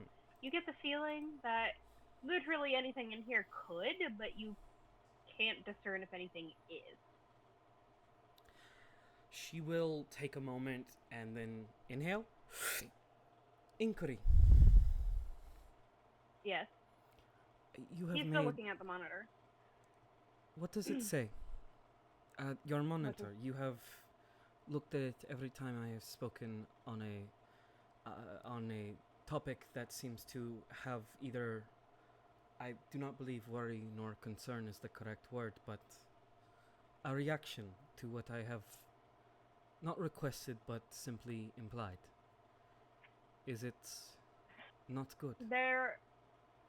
No, you are just not the only thing I am attending to right now. May I ask? And also, some of the diplomatic things that you would be attending to are on the screen. Ah, so it is like a schedule or a list of upcomings. No, I am in currently 5 separate meetings. Ah, You understood. included. Oh, understood. Inquiry. Yes. 1 second. Hold on. I'm gonna roll something. No, inquiry.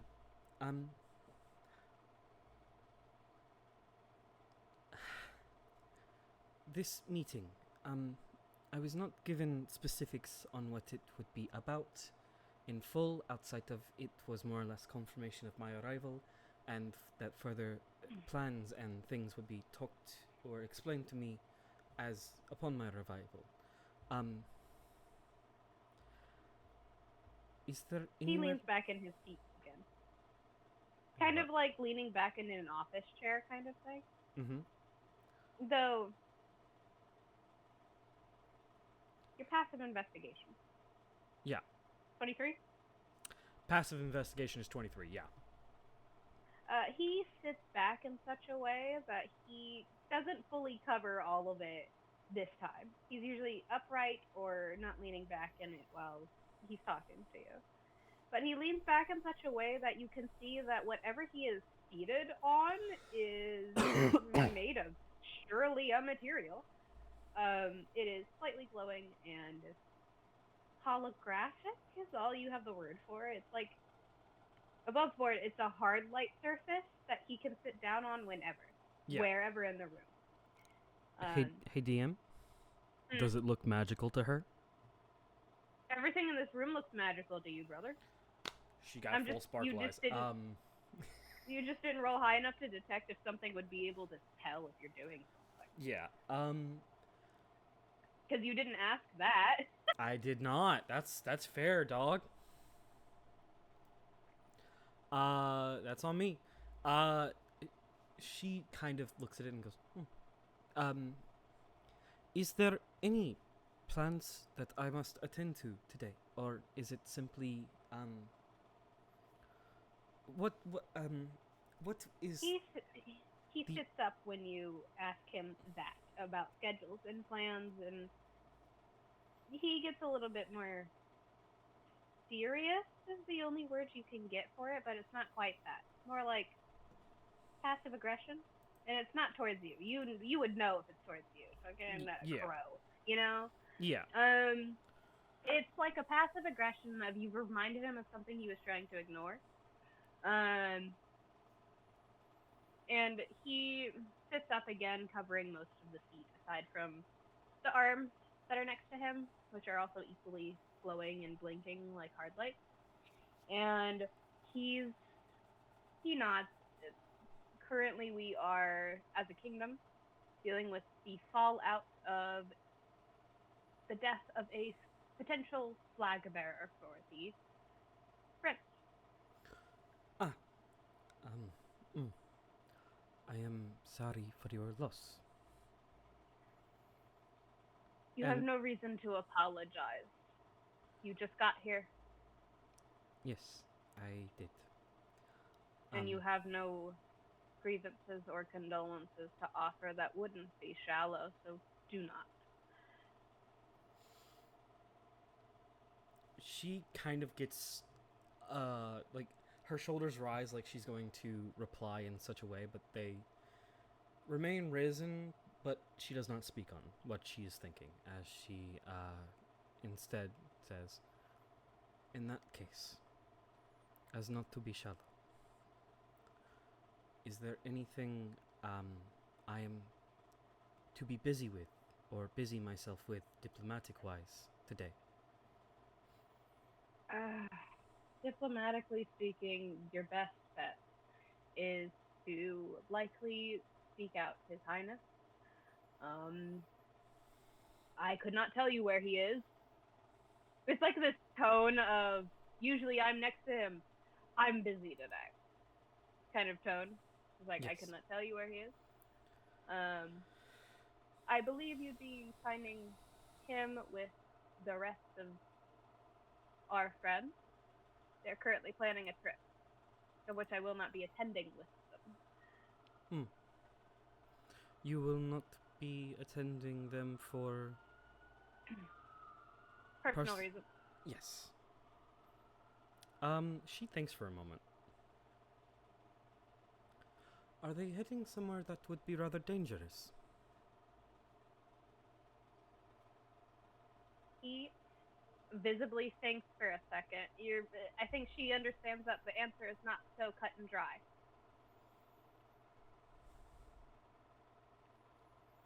Does she wait for him to answer, or does she continue?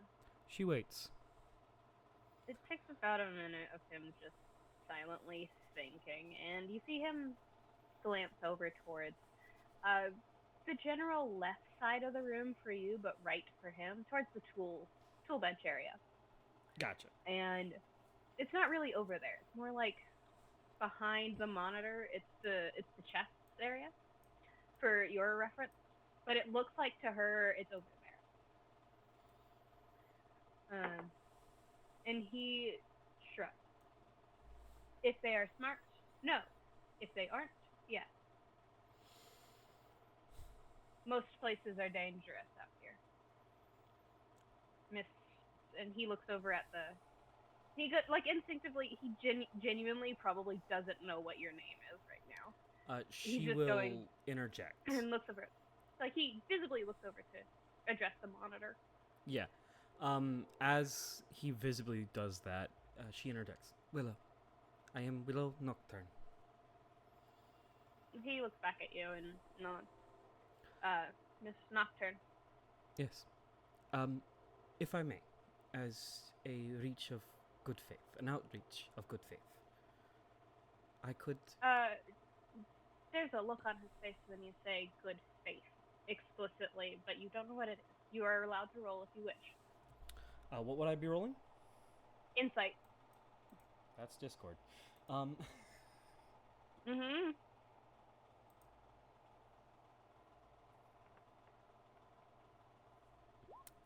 23. Probably not.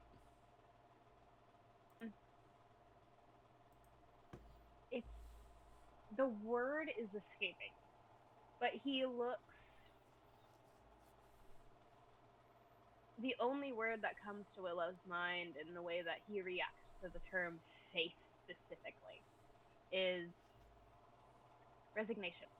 Bitter resignation. And then he moves on. She will stop sort of and rephrase, catching what she does, and goes, in an outreach of friendship, rather. Sure. I may... He is all he said. May I offer to join them? I've been made aware that the beast of remnants and the beast you all deal with are rather differing in power-wise. I may be of some aid to raise the chances of it being a more safer trip. Unlikely. But I appreciate the effort. If that is your intention, I assume you have no dust nor semblances from what you mentioned earlier. I have not yet taken the semblance test, and I purposely left any dust behind. I was going to make a request for materials that I may use for my spells. He nods. Just above board thing with a mix of a 17 insight and a 23% investigation passive. Jokingly, the only way I can describe the feeling she gets as soon as he hears her say intentionally did not bring death.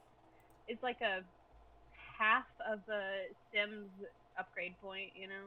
Yeah. Like, you got points in your favor by saying, I intentionally left something that would be helpful for me because of the way it would be unhelpful in the long run. She continues and brings up, I was wondering if I could request an area for which I may shop for more basic materials to cast with. What do you mean?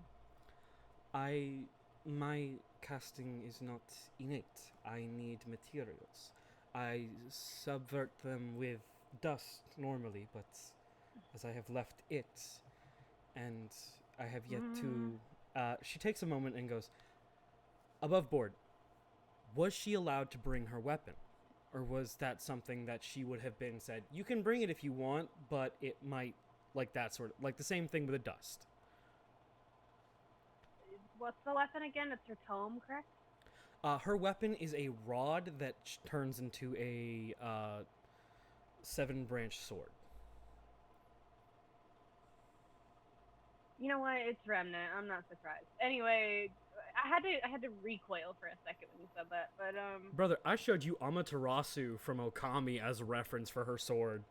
We can't do this. But no, you would have been given the same warning of it might not do what you want it to do, but you can't. Then she will bring up, I also left behind my personal weapon with my guardian, Pola, as I was given the same perception as dust to me. So I was going to I was going to request not only materials for casting, but possibly a saber or scimitar. I am quite good with swords. He smirks a little bit. Very well. Do you have any money? He asked that as if he understands the answer is probably no. No, I have no money on me. I have yet to be sent anything from Professor Orspin or fellow diplomats I may meet regarding Remnant. Yes, I am speaking to the others as we speak. They also are a little lackluster, but they seem a bit more prepared. But you're also doing more. And he gives it's a tone that seems flat, but he is... The only way I can say it above board is literally that he is more fond of you choosing the harder path despite it being harder than to just take the easy way out. Despite having less to start with than the others. It's more of like a fond flatness of cute. And he stands up, pushing the seat back, and you see him push the seat back, but then it disappears. And he walks over to a desk. She stands with him because it's rude to stay seated when someone stands up. And you did kind of out of the corner of your eye, though you were being very polite, I assume, about keeping eye contact or at least keeping focus on who's speaking to you. Yeah. But you did, like, out of the corner of your eye, notice an entire table kind of littered and covered in various types of things. Especially rods, scepters, a tome, a sword, fucking maps, daggers, everything. And you don't really know if he knows how to use all of these, so you assume these were out here in case, which is a weird thing for you. To prepare in that capacity, even if you didn't know the person you were meeting was friendly. I will actually argue she believes he might be able to use all of them, because she was informed that he almost broke a semblance test. That is that would put him in high regard of many things in her eyes. So she believes this man might just be the jack of all trades and the master of everything, motherfucker. Right. So. Right. So he makes a gesture towards Willow, and it takes a moment for Willow to register that they're kind of around the same height because of his, like, outward presence. When he was sitting down is, like, I cannot tell if he's around my height or not. And he's small, like you. But he ushers you over and points across the table. I have a few options that I kind of assumed you would need. There are plenty of things to use that aren't keyblades, as I'm sure your teachers informed you of their being. They made quick note of it, not an in-depth explanation. It's not worth it, is what he just says. Understood. She will scan the table. Very openly, there is a very ornate-looking golden tome that has a lock on it. Mm-hmm. There is a metal gothic scepter, is all I can call it, with a pink gem. There's a series of like 4 or 5 rings. They're very clearly fitted for someone, though you couldn't tell who. You're not sure if they'd fit you, but they look very pretty. There's also like I can only call it a magical girl wand. And there's like a dagger, a blackwood wand. There's a bunch of different things. They're clearly magic center. But you do also see something that has like a button on it, and you don't understand why a scepter would need a button on it. Is it this purple scepter? Yeah, it's the one with the grayish purple thing on it. She will, as an export of her abilities, hold out her hand, and because she's a scribe's wizard, she summons her manifest mind, bringing forth her tome. Mm-hmm.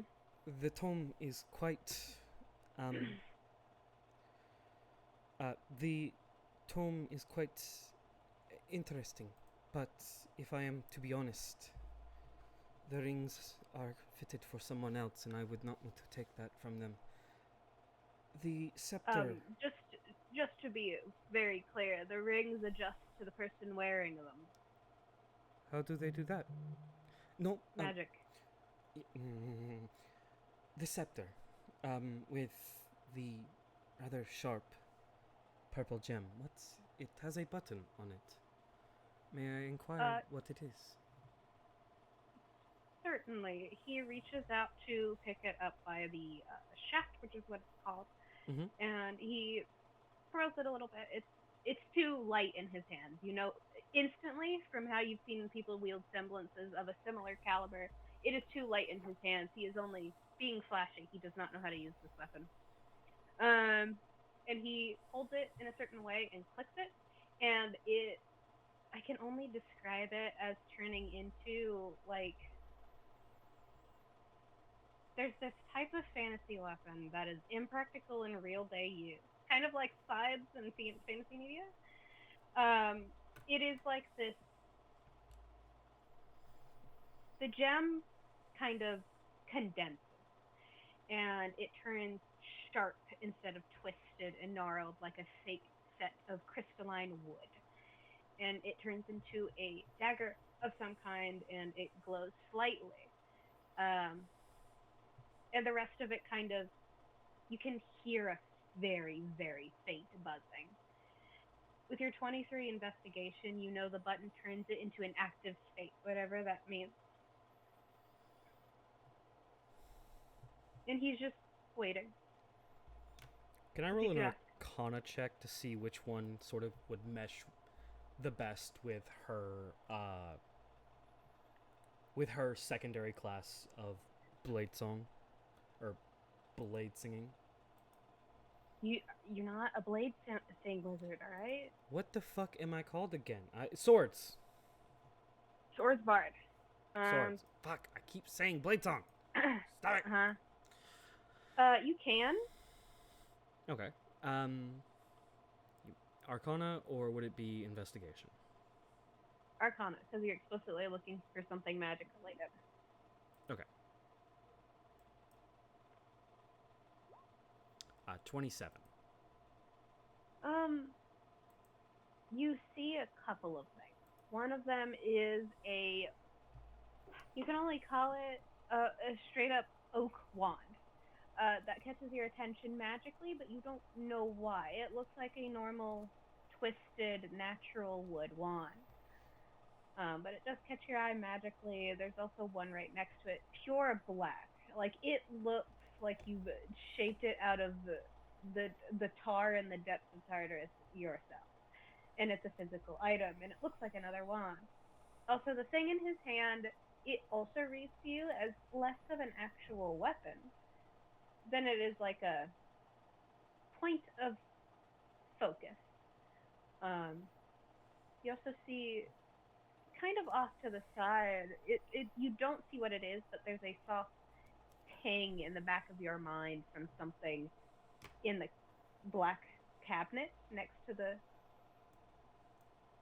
fucking table you're at. The one This that's one? right next. No. This one. Yes, it is shut, but your brain goes, there's something there. If I may sort of flavor a thing, Mm-hmm.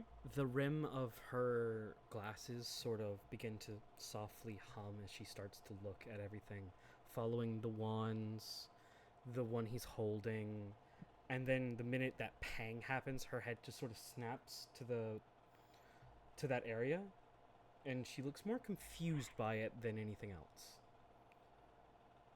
Do you look back at him as you hear the button click as it goes to the activated state again as he sets it down? It takes her maybe 2 seconds before the sort of like registration of right, diplomat looks back at him. Did something catch your attention, Miss Nocturne? Yes, I was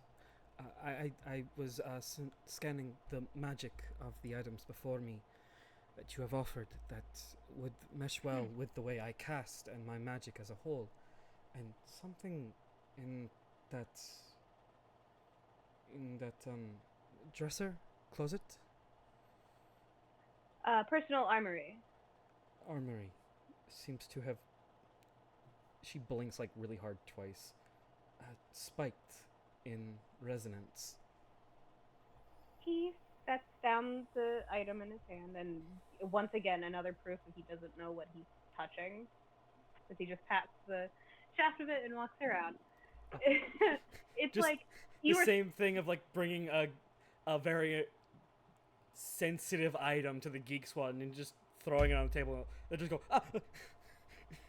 Like, it's one of the things of, oh, he has all of these, surely he knows how to use them. 2 seconds later, he's a moron. You assume that much like anybody else from the warnings from Austin and Crow, people have specialties. Like you, like semblance users, but they're different. You assume he has one of his own that are none of these. He just has them because he's the head of the army, is what you're putting together passively. And he walks around, and you kind of... 23 is passive investigation. It's, as he moves, it's odd. You can only describe it as he is a walking dichotomy. A paradox of a person. And you don't know why. There is something about him that is strange but normal. And you could not explain it otherwise. Everything about him is exactly the way it should be, in the wrong way. And it's just like, I feel like it's a moment of, hello, God, for 2 seconds before you hear him open the door to the one side of the door. She will silently give reassurance by keeping both her hands close to her chest and the little notepad she has again. As she watches. No, that was just me making a noise. That was above board me making a noise. And he opens one side of it, and Willow, because you're around the same height-ish, he opens one side of it. You see he goes to instinctively move with his left hand, and you assume he's left-handed, which is, in most places, rare. So he opens the door with the left hand and left side, and you see past him. And it's a small wardrobe, but there are too many things in here evenly separated for it to be normal. And you assume that the reason it was called a personal armory is for that reason specifically. He looks around it for a second and pulls out something, and it's another interestingly normal thing he takes out. It looks kind of like a dream catcher on the end of a shepherd's crook staff. But it doesn't. It looks strange. It looks like it belongs to a shepherd of some kind. So then he like looks at it, looks back at you, like it's not this, is it? It is not. No, it is not. Okay, that's good because this thing hates everybody. She will move closer. What is that? It is very unique. He makes the gesture of it's not worth it. But he does explain very vaguely, I will say. It was an item from a long time ago, as far as I know. I have it mostly because if anybody would be immune to its charms, it would be someone who doesn't care about them. And he makes a gesture of himself. Puts it back and... She's curious about the care about them thing, but she'll keep that to herself. He moves around a little bit and goes, I don't know what would catch your magical fancy. Most of these things are just... They're mostly conduits. You channel things through them. We call them arcane focuses. I have them for a bunch of newbies that I train. Maybe this. And he reaches, like, he should not be able to reach that far back into it for what the size looks like outside. Big old sparkly eyes. Out, and he takes out this item. It looks like it genuinely looks like it got ripped from a sci-fi fantasy novel, you know? Yeah. It looks like a series of whirring rings situated around it's like a diamond, but it's made out of metal on a like similarly color-coded item. And this is the thing that caught your attention. You're not sure how it did. And he turns around and holds it out in the sense of this. Her glasses will illuminate again, and can I make another Arcana check to see why this is pinging her? You can. You'd have to roll pretty high. All right. Go for broke. Nope. You get the ping again. It is exactly what's in front of you, but you don't know why. Yes. It's just catching your attention. Yes, this is the one that seems to have more or less spiked, but it is no longer spiking. It is simply a hum of sorts. He's not hiding it anymore. Lord Commander Ambroge is now having the response of dealing with a childish thing of some kind, and you know it's not towards you.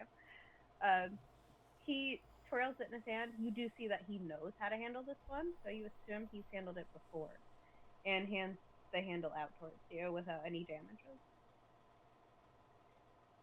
Okay, what does it look like? It looks like two rings spinning around each other in like an X format, but it's all the way around. And there's like a metal, whitish gold diamond at the top, in between those spinning things. Okay. Spinning rings. And the actual handle itself that the rings don't touch, but is connected to the metal diamond, is not white and gold, but like a silvery bleed into like a tarnished bronze. She will gently reach out and grab the handle. It feels magically aware is all you can gather, but nothing else. There's like a shock of a buzz, maybe, but then it's gone.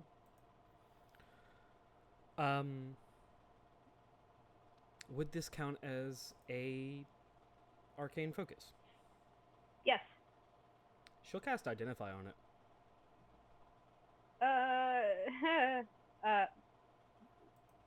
Do you show that you're doing this, or do you just do it? She will stop herself before she casts it and goes, may I attempt to identify this? Or is it something I should not do in presence? I do not want to be rude. Already, you've been the least rude person I've been talking to all day. Yes, I am very nervous about being rude, so... Oh, that group is going to eat you alive. And he looks off to the side for a second. And he sighs, rubs that one eye, and goes, "You're free to. Just be careful." Thank you. I'm gonna cast Identify. Mm-hmm. Let me look. Okay, I can't cast it at any higher level. Level 1 Identify. So first off, before you get any of this, roll Constitution saving throw for me, buddy. Fuck. And because you asked Lex, roll with advantage. Because he did give you the warning. Yep. That's a 12 and dirty 20. With the warning of be careful, you kind of get the incentive that things are a little different out here with magical ensemble, and you are ready for when this item. It is just an item. It is a focus, like what he had said before. And he warns you about it, and he's still watching you as you do this, but it's like a recoil. Your version of magic is incompatible initially with what it wants you to do, and it tries to go, don't do that, do this, as like a playful suggestion, and that's all you can get from it. But then you're like, no, like instinctively. And it's an item. It doesn't really have... Hold on. Hmm? She feels it going, no, do this. Mm-hmm. She listens. She will sort of cautiously attempt to follow whatever do this is implying. And almost like verbally, how? Asking it.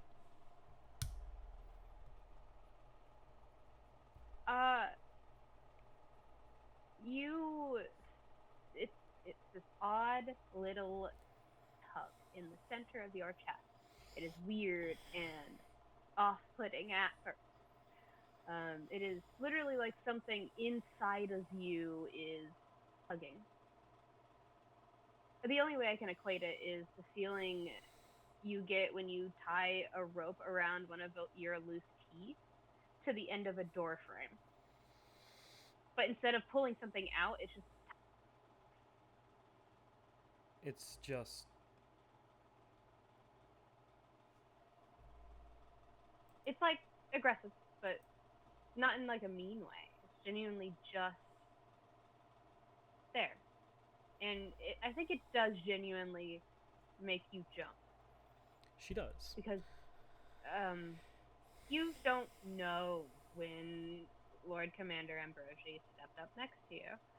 And he places a hand on your shoulder. And it steadies you a little bit, and that tug simmers, is all I can say. And he says, take a breath. She listens and takes a deep breath. What does it want from me? I assume it wants to talk to you. I am listening. Not like that. Not with your ears, with your heart.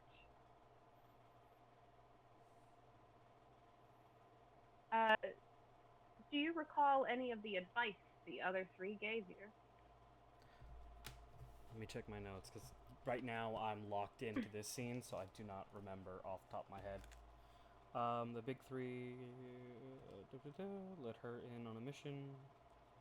Okay. Curiosity is peaked. Gator. There was one specific thing you got. She's.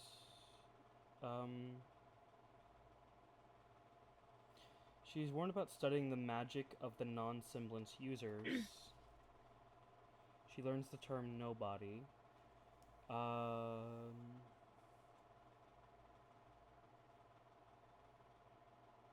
I don't have it noted down that she will... She's going to close her eyes and believe it will work. Genuinely, with her entire heart and mind, she will believe it will work as she tries.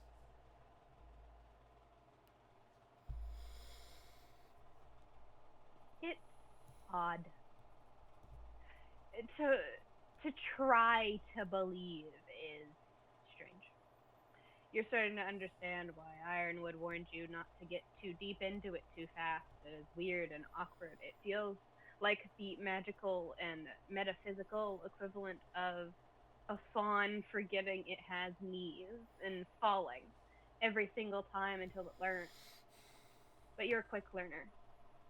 And it takes you... You're going to have a headache after this, but nothing damaging. Nothing over-the-counter meds wouldn't solve, more or less. And it takes you about 5 minutes.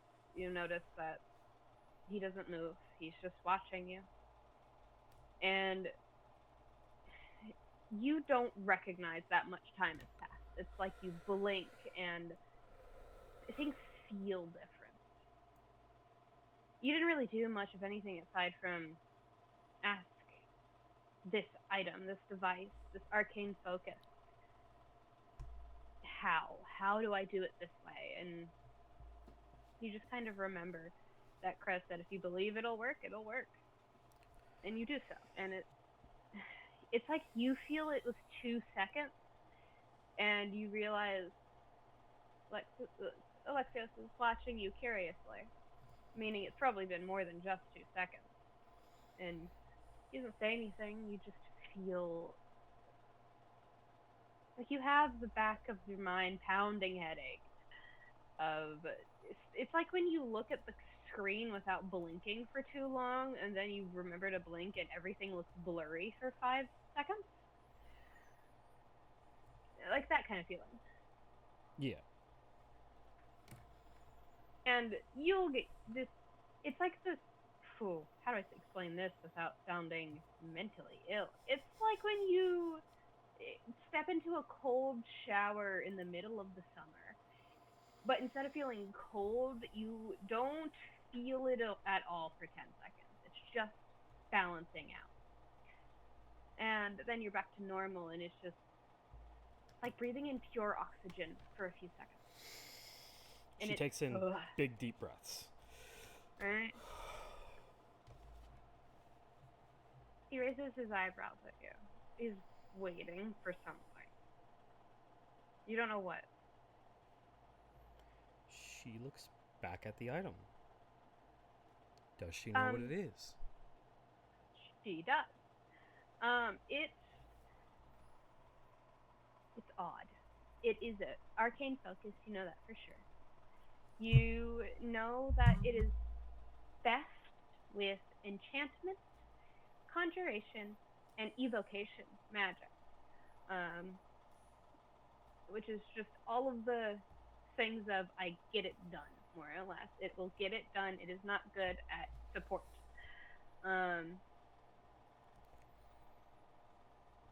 It is, if you need it to be big and loud, I'll let it be big and loud. And you also get the feeling that it's excited. Meaning it's probably been a while since it's been acknowledged. And it does require attunement, is what you gather, mechanically speaking. You need time to process how it works. There is a spell connected to it, but you do not recognize it.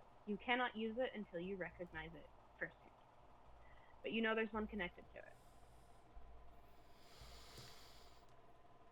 She will look at both it and sort of Alexios in one motion, asking, sort of open in the air, but never giving away who it's pointed at. What is it called? He shrugs. I never learned it. If it has a name, I don't know it. She will look at it more pointedly. What is your name? You get no response. Not even an emotion to go off. It's just that simmering excitement that you're not sure if it's fully you or fully it. Or a mix Half of and half, yeah. She will give half a bow of respect to Alexios and go, thank you very much for this. I will ensure it is properly used and treated well. He nods a quick few times. Thanks for a second. And he makes that noise. I'm sorry, that wasn't him. I'm very busy today, kind of.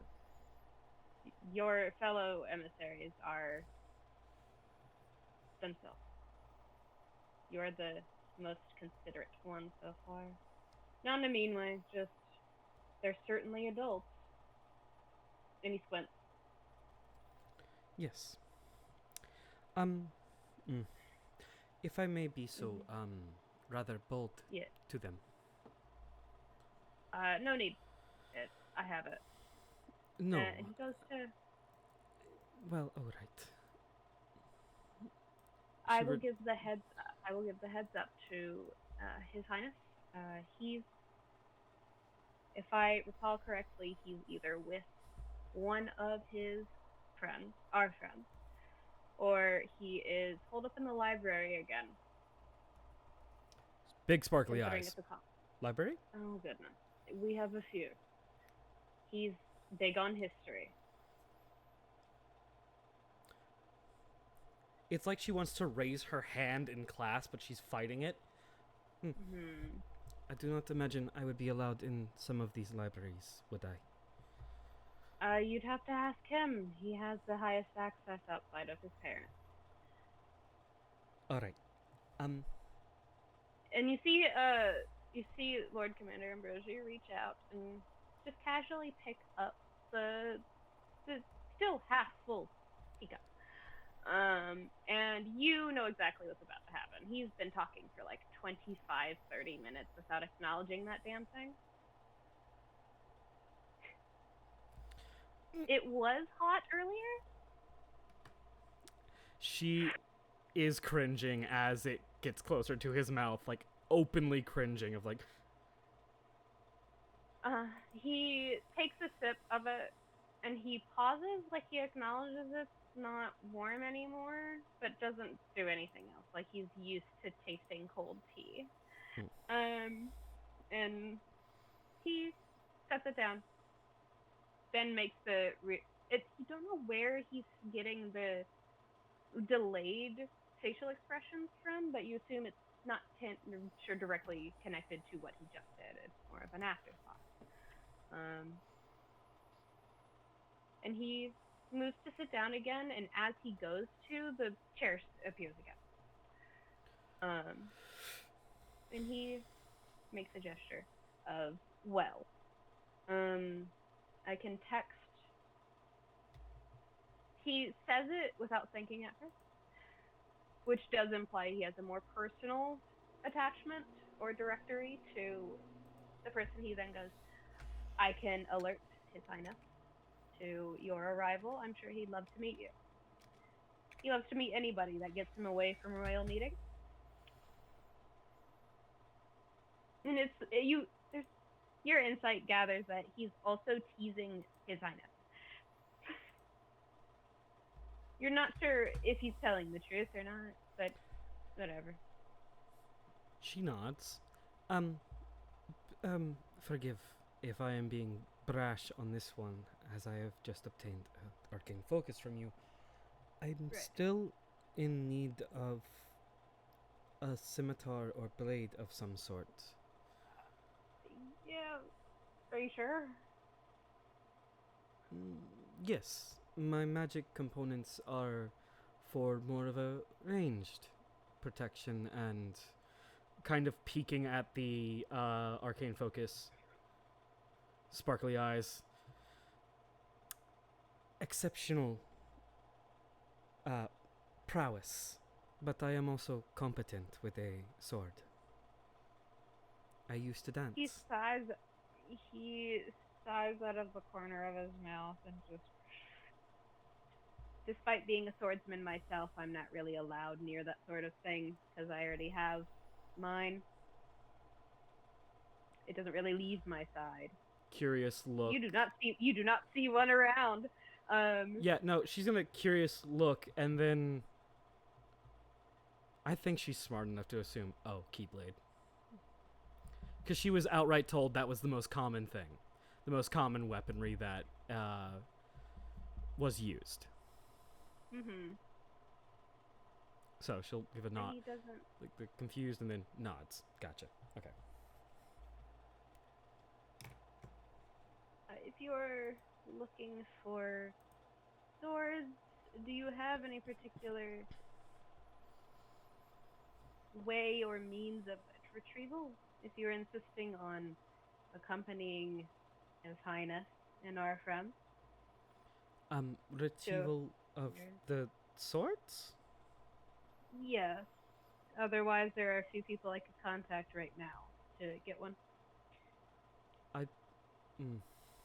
This is not like Remnant. There are no places I could go to have one created, is there? There are, but it would take longer than what they are Offering. assumedly. Yes. They are in a rush, is all. Yes. You arrived at an odd time, is this thing. She nods understandingly. If I can get more than one, I will. Durability is different in my case. I am unsure of the durability of your weapons or not. So, if it can sustain, I will attain more than one for a backup, but keep one readied if I am accompanying them. If I am allowed to accompany them. He makes the noise of he knows who he's going to contact, and it's bad. Above board, Yufi's worried. Oh no, he has to. No, above board, he knows he has to talk to Divengray. But she does nod and sort of realizing how much time she's taking up from him and how he is reacting with the other diplomats. She kind of makes a notion of, thank you for all you have done. You said a library, or where would I find one of these friends? He exhales like, that's a great question. It's your easiest thing to go based off of is His Highness. I can alert him to your presence if you would like him to meet you somewhere. Yes. And like she kind of gets like a shaky voice. Is any of the libraries free or outside of them? They are. They're on the opposite side of the courtyard, but I understand. I'm sure it'd be fine. Thank you. There are some libraries you can't interact with, obviously, but of course there are public ones. Public. I will, in that case, I will make way to one of the libraries. Ideally, I recommend you stay outside the door so you don't either get lost or I don't know where to direct His Highness. Yes, of course. I will wait outside of the library. He slightly smiles. It's the first time you've seen him even slightly show fondness as he reaches into... There's like, you realize now that he's wearing a fuck ton of layers. They're all regalia. And he reaches into what looks like either a scarf or a sort of shawl of some kind and takes out his phone. You can only assume it's a phone because of the phone screen, but that's it. It looks weird. The case is weird. It has a fucked up case. Confusion. He turns it on, looks at the couple of messages, and openly furrows his brow. He swipes up, does something, and taps something so quickly. Like, he only needs one hand to do it, kind of thing. So you're unsure if that's just a thing he can do. And then he turns the screen off again, and if you're going to one of the public ones, he'll find you. All right. I'm unsure if he'll bring someone with him, but if he does, it will be one of our friends. Final inquiry in that case. And she'll kind of give him a moment if he still wants to do the final statement in reply. But she will say, which one is the closest library that's a public library? Across the courtyard, I assume. Like I said. I did not know that was the public library. I did rambling. Sorry. I will make my leave then. Thank you very much. Alexios. She very much wanted to use his full title right there, but he did say to her, about it, so... No, he said if you're going to use anything without his titles, just use his first name. Yeah. And that's mostly in public. She can do whatever she feels like around royals and nobles. As long as it's not disrespectful, which I don't think she would do in the first place. No, she would rather die. Right? And, I think with the 23, do you look at any other place in the room, now that you're not fully talking to him? Yes. Do you look around the room fully, or just in certain spots? She looks around the room fully, and with the new thing, and her glasses sort of brim as she will more pointedly now, as the last thing, and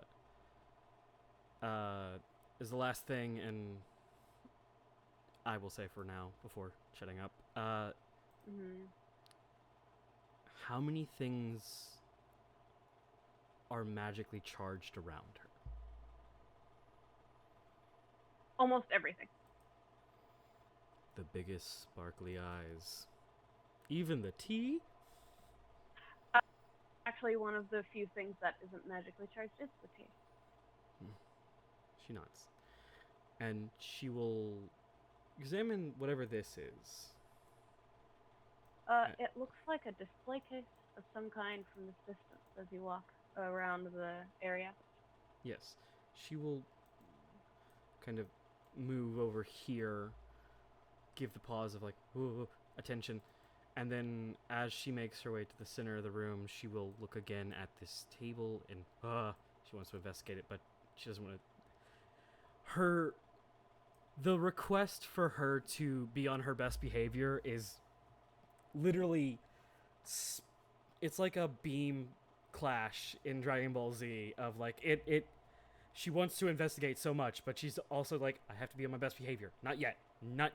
Get permission. I will say, Yeah. I said there were a few things that were not magically charged. Outside of the tea, the crates at the back of the room, next to the door, are not magically charged.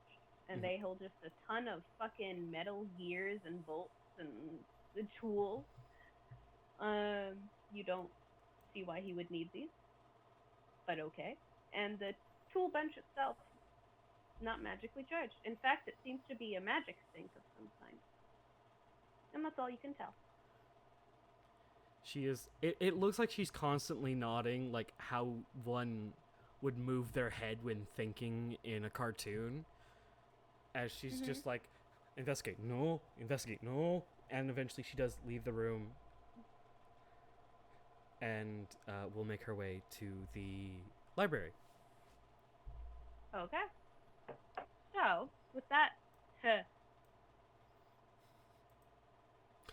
With that hour I and a saw- half of us going back and forth. listen, I literally told Zag that it'd probably be an hour to hour and a half because the yaps all the time. Isn't it? It's fun, right, Yufi? Anyway, It's so much fun. I've missed it so much. this is what I feel like with Orlane all the time. Yeah. Anyway, Lance and Helia wanted to do something, correct?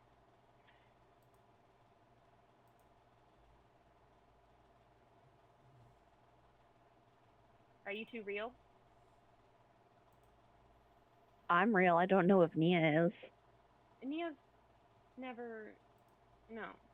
Nia, do you have the energy for it? I mean, I'm fine, yeah. Nia, you lock in. Yeah, Nia, can you lock in real quick? I mean, it doesn't have to be Lance specifically, but I do recommend having at least one planning thing between all of you before you head out to the Dark Realm. As a DM note, considering recent information on a solo team. But that's mostly silly. I honestly probably need to go to Walmart Yeah. and get some water. Uh-huh. So I fear, though I would like to do this, maybe we can plan for something later. Sure. Query for the hose. What's the vibe for either a secondary session or just wait till next week?